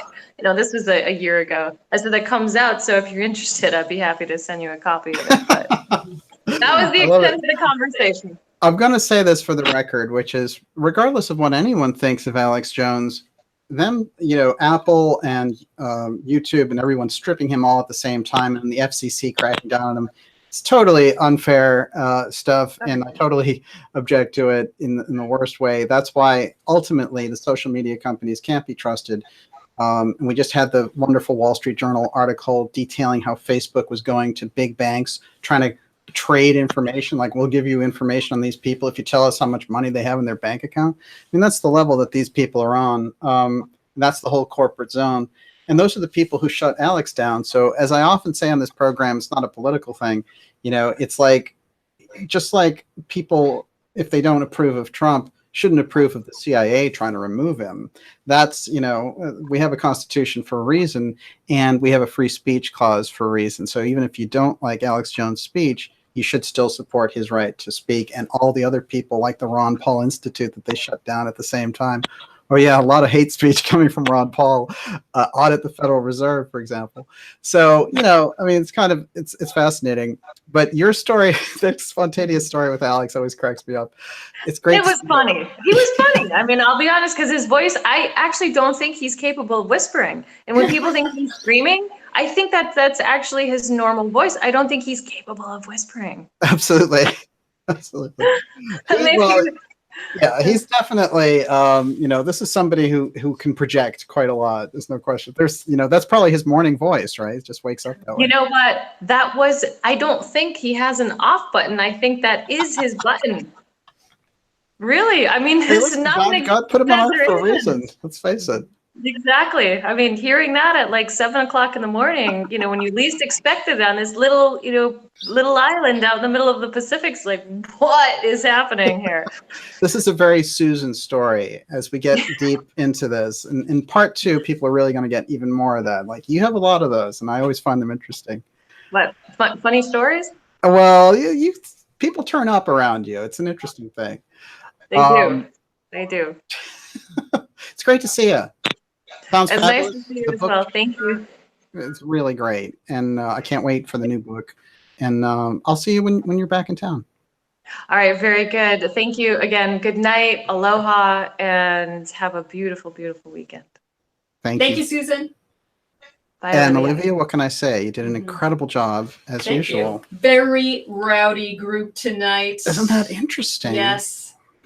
Now, Friday is Friday, but hey, that's odd. That's a little odd. Whenever we get around interesting, controversial subjects, there's always a strain there that tries to throw the conversation off. But as usual, you held it right down the middle, and you picked out the best questions, and you're still the most popular. What was that Irish term that you taught me earlier today? This is a Gaelic term, which is hugamaho. And it means? Kiss my... Okay. I wanted to... That's a term you wanted to use. Well, I wanted to do that as a shout out to Bernadette Black and all of her friends in Ireland. She'll know. Hugamaho. And she was asking how much money on all these secret experiments, and just very quickly, how many, Catherine Austin Fitz says 50 trillion missing. It's 50 trillion. So, that's the missing money. By the way, missingmoney.solari.com tracks the missing money. It's free. Can you believe that? What is the site again? missingmoney.solari.com. Okay. That's Catherine's site, and there's a whole thing where she tracks it. How great is that? You don't even have to pay for it. It's amazing. Everyone, it's great to have you here. And Olivia, what's for dinner? I'm too pooped. I'm not going to eat anything. I'm done. Well, you have to go on the record. I'll have a simple lemonade. How's that? Lemonade. I'm cleansing. No more alcohol for a little while. You're making me sound like an alcoholic. Well, you don't drink at all. Exactly. Wow. It's great to have everyone here. We will see you next Friday at 7 p.m. X23, Gigi Young. She's going to be here August 24th, next Friday. We'll see you then. Good night, everybody.